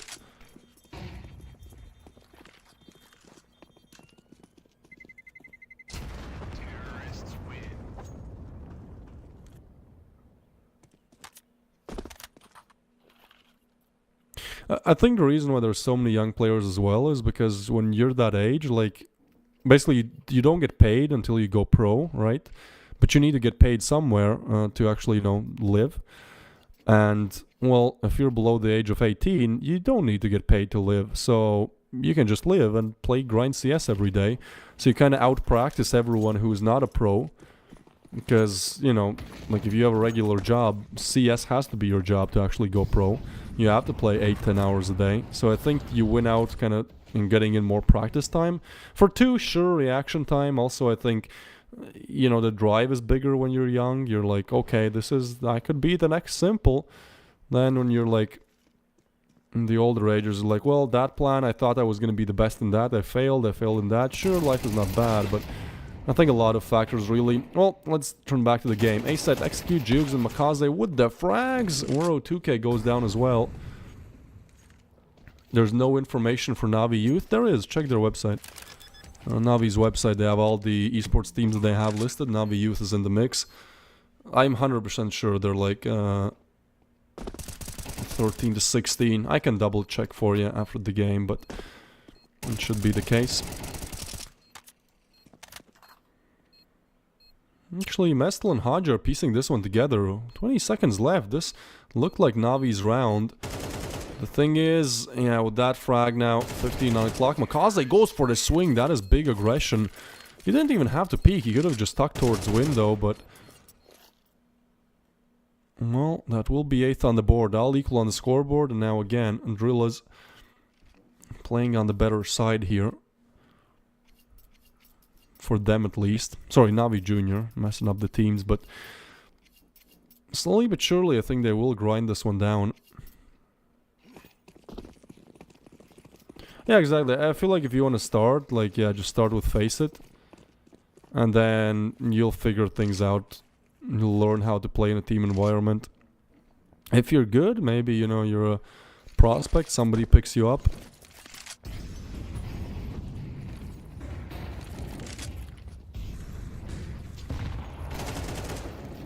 Push comes through, Makaze gets the frag on Scenari, looking for more Jukes, and this is just beautifully done by Na'Vi. I mean, it's only the pistols, but no problems posed, and so they take the lead for the first time in this matchup.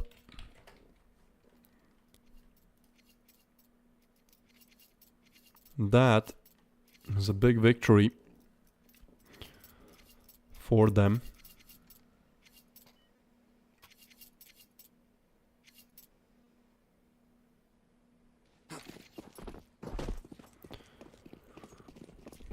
I mean, look, I have a PC that like runs CS at pretty much 300 FPS. I built it like 6 months ago at the start of this year, so a bit more.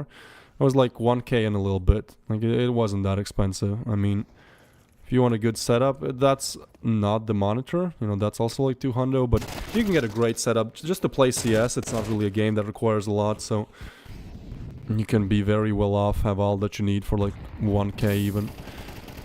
3v3 now, Scenari gets Demon. 2v3, they know...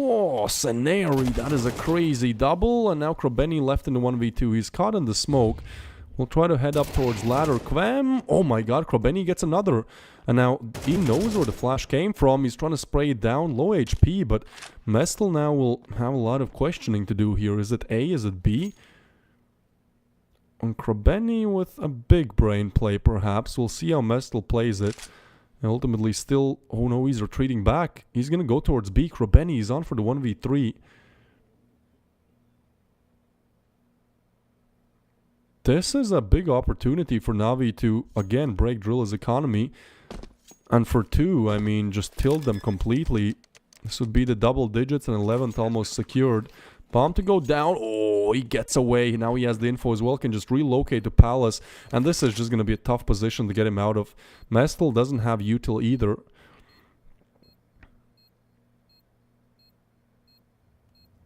Actually, as I say that, where... Oh, he picked up a molly, I guess. Well, nobody on site. We'll have to jump across. Ooh, he drops down. 15 seconds. You gotta be quick. And Krobeni's position... I don't think it's caught. Oh my god, he gets it. There's no way he gets it. There's time as well. Krobeni could have just waited. Navi really over-aggressing. I mean, that was not a needed peek at all. I guess he was worried that maybe Mestel has a kit. That took a while. Worried that, you know, Mestel has a kit and something works, but still, that's a mistake, really. Not a good move to peek there, yeah. Could have just waited it out. Especially with the low HP, it's going to be 9-9, so economy salvaged here for the side of Drillers. And they hold on to this. Anyone know anything about skins? I got a rare one from Armory. Yeah, bro, add me. I have fair trades only. I don't know, which one did you get? I know a little bit about skins. You tell me the name, the condition, I can tell you the price. Or you can just do it yourself, you know. You can go on Steam, type in the name of the skin, the condition. Oh my god. That is great. Let me go on Buff real quick.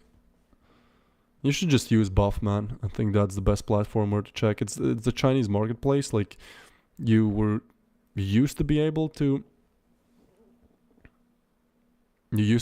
sell skins and buy on it, but then they disallowed it for anything outside of mainland China. I think for items that are like rare, they're like highest or lowest floats, like you can check the default price and then, you know, try to go off of that. But I think your best bet is just to go like on, I don't know, Arrows or Oni's stream or somebody who streams about skins and ask them, because I'm not gonna give you a good price check on like good items. Or you can like go on Twitter and type in buying skins, and there's also a lot of people who buy and sell skins, like they know a lot about them. But you gotta be real careful. I mean, ultimately the best advice I can give you is just don't sell it before you're 100% sure that you get the money. We'll have a tech pause.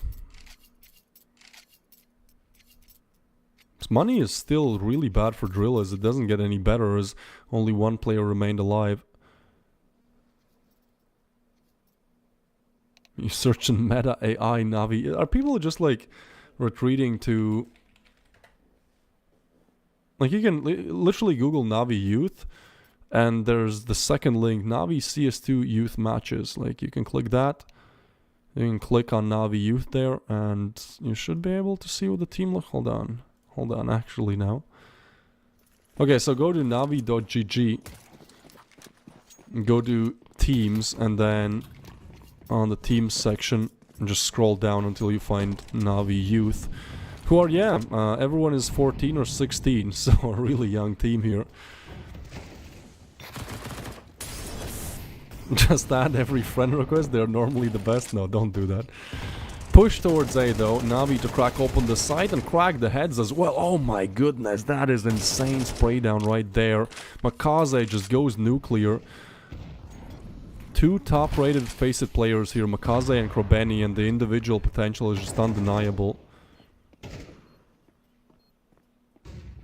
Drillers taken out of the opportunity to convert the 10th round, the double digits, and Navi Jr. given a freebie here. They almost get 2 for the price of 1.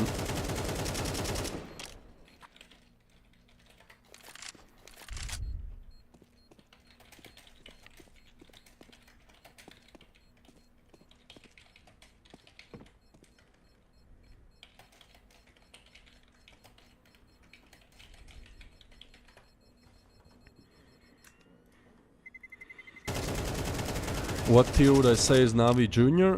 I feel like it's hard to evaluate, right?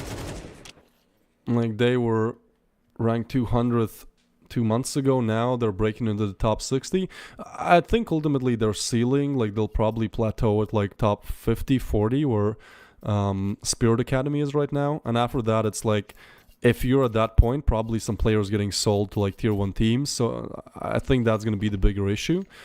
For now I'd say, you know, tier 2 for sure, one of the better tier 2 teams perhaps, with a very strong rise, but I think it's pretty impossible for an academy team to be tier 1 because, you know, the players just get sold once they approach that line. Yeah, Amsterdam got kicked, they switched it.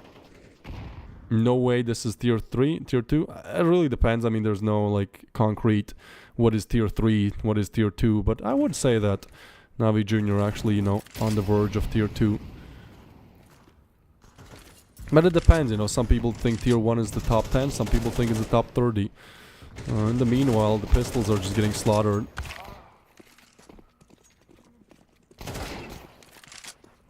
Tier 1 is always known as top 8, I would not say that at all. So you're telling me that FaZe is like 1 point away from being tier 2? Like, you know, that doesn't make sense. Let me check the HLTV. Top teams. I just don't, sorry bro, I don't agree with, you know, the top 8 being only tier. So you're telling me Liquid is not tier 1, Virtus Pro is not tier 1. I'm like, nah, Astralis is not tier 1, right? I give more the benefit of the doubt, I guess, but I think it's just a semantics issue, you know, who calls what. Tier 1 is top 20? Yeah, I'd agree with that. Top 20, top 30 maybe even. It's kind of the tier where the lowest tier the lowest team in that tier can still kind of have a chance of beating the highest one. They get lucky. Let's like look at this round. Demon and Makaze with the frags. Will be a 3v4. Ooh, P comes in, Makaze with the frag. Mestel and Haji left alive for this clutch. Otherwise, map point, match point on the board for Navi Jr. Yeah, this is over. It certainly looks so. I mean, again, like, if you just look at the scoreboard, at the end of the first half, it was Woro2K on 17 frags, and the rest of the team combined on 19. And Woro2K has slowed down, with that also the rounds that drillers convert. Sure, Mestel and Haji are trying to show up clutch. They're doing a good job at it.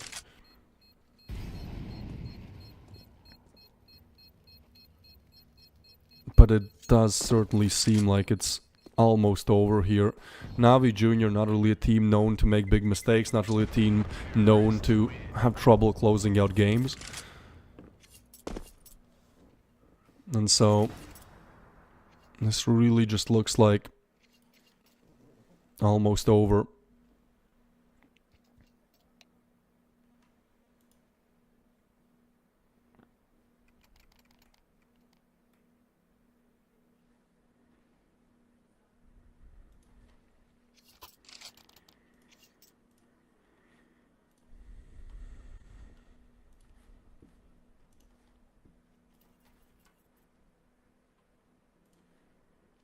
Well, tech pause.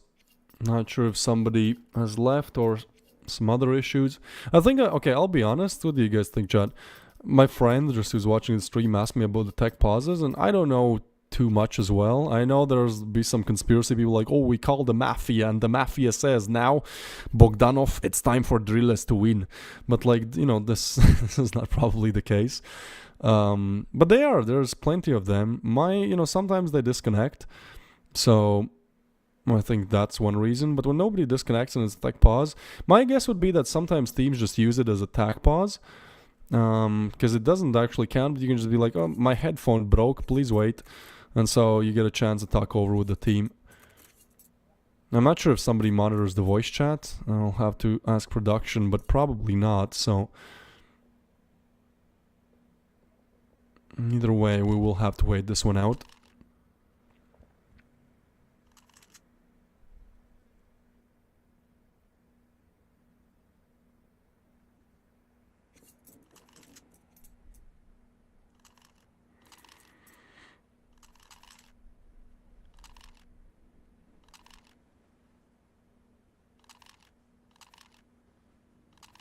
You can't talk during technical... Okay, so there is actually somebody monitoring it, right? Because then they gotta have like two people. I just don't know, because I'm kind of on the front end of tournaments. You know, I don't know how it goes. I'm sure, for sure, in Tier 1 you can do it. Like, there's a lot of rules about the coaches and everything. But I just feel like, you know, you're on TeamSpeak. Like, you can even like be in a different voice call, right, that nobody knows about, and you don't talk on the main voice call. Like, I don't know. I feel like in that sense, if you want to, you can always find a way.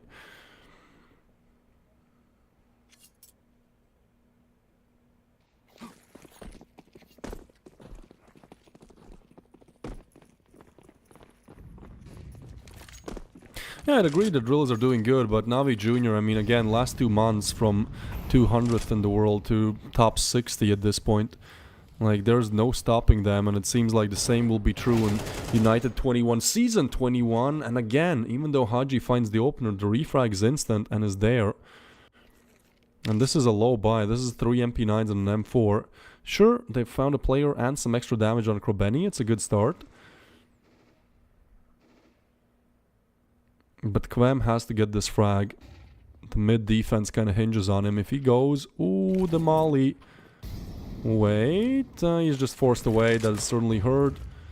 But Soneri pushes up, gets Gropeni. Makaze with the refrag. This gets really weird. At this point, A is completely open, and Makaze gets another frag. That's a big double. The triple denied. Soneri comes in clutch, and they go B, which is actually the stacked bomb site. Geogs is just going to completely overlook this. Mestel with an easy pickup, and that's a bit of a mistake on the side of Navi Jr. Now a 1v2 for Symmetry. He has been doing amazing. 18 frags on the board. Needs to make it 20. The double setup is there. Finds the first. Does he know about the second? Swings in. So close. But Soneri will win it out. Symmetry to fall. And Drillas, I mean, that's a lucky round to convert, kind of. 1v1 Symmetry. But they do it, and so an instant tag pause from Navi Jr. They will make sure that, this doesn't repeat. And actually, cash is so low that even with the round 1, as only one remains alive, it will still be just FAMAS's and MP9s. So just a really tough game here.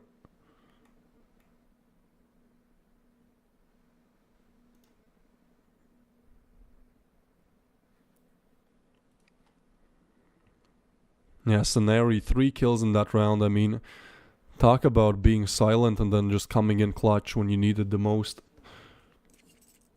My boy has not really been fragging out. Was the lowest performing player, I think, but does so much to keep drillers in the game.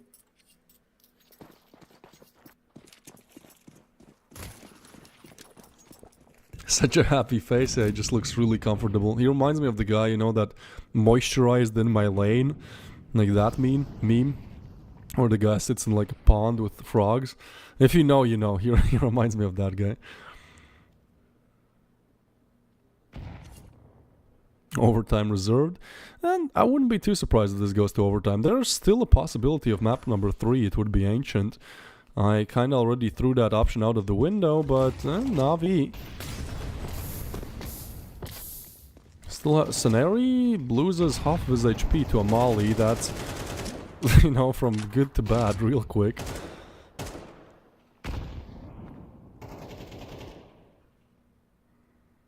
Ooh, Krobeni though is in a great position. Weird angle, still gets the frag, and that's a big opener now. The A side defense really has to be worried. So many angles to account for. Molly comes through. Scenario on the other side, but they can't just go through it. Oh my god, Makaze and Symmetry with the frags. Now, Symmetry with the last one. I think this is it. Haji, unless he can clutch a 1v5.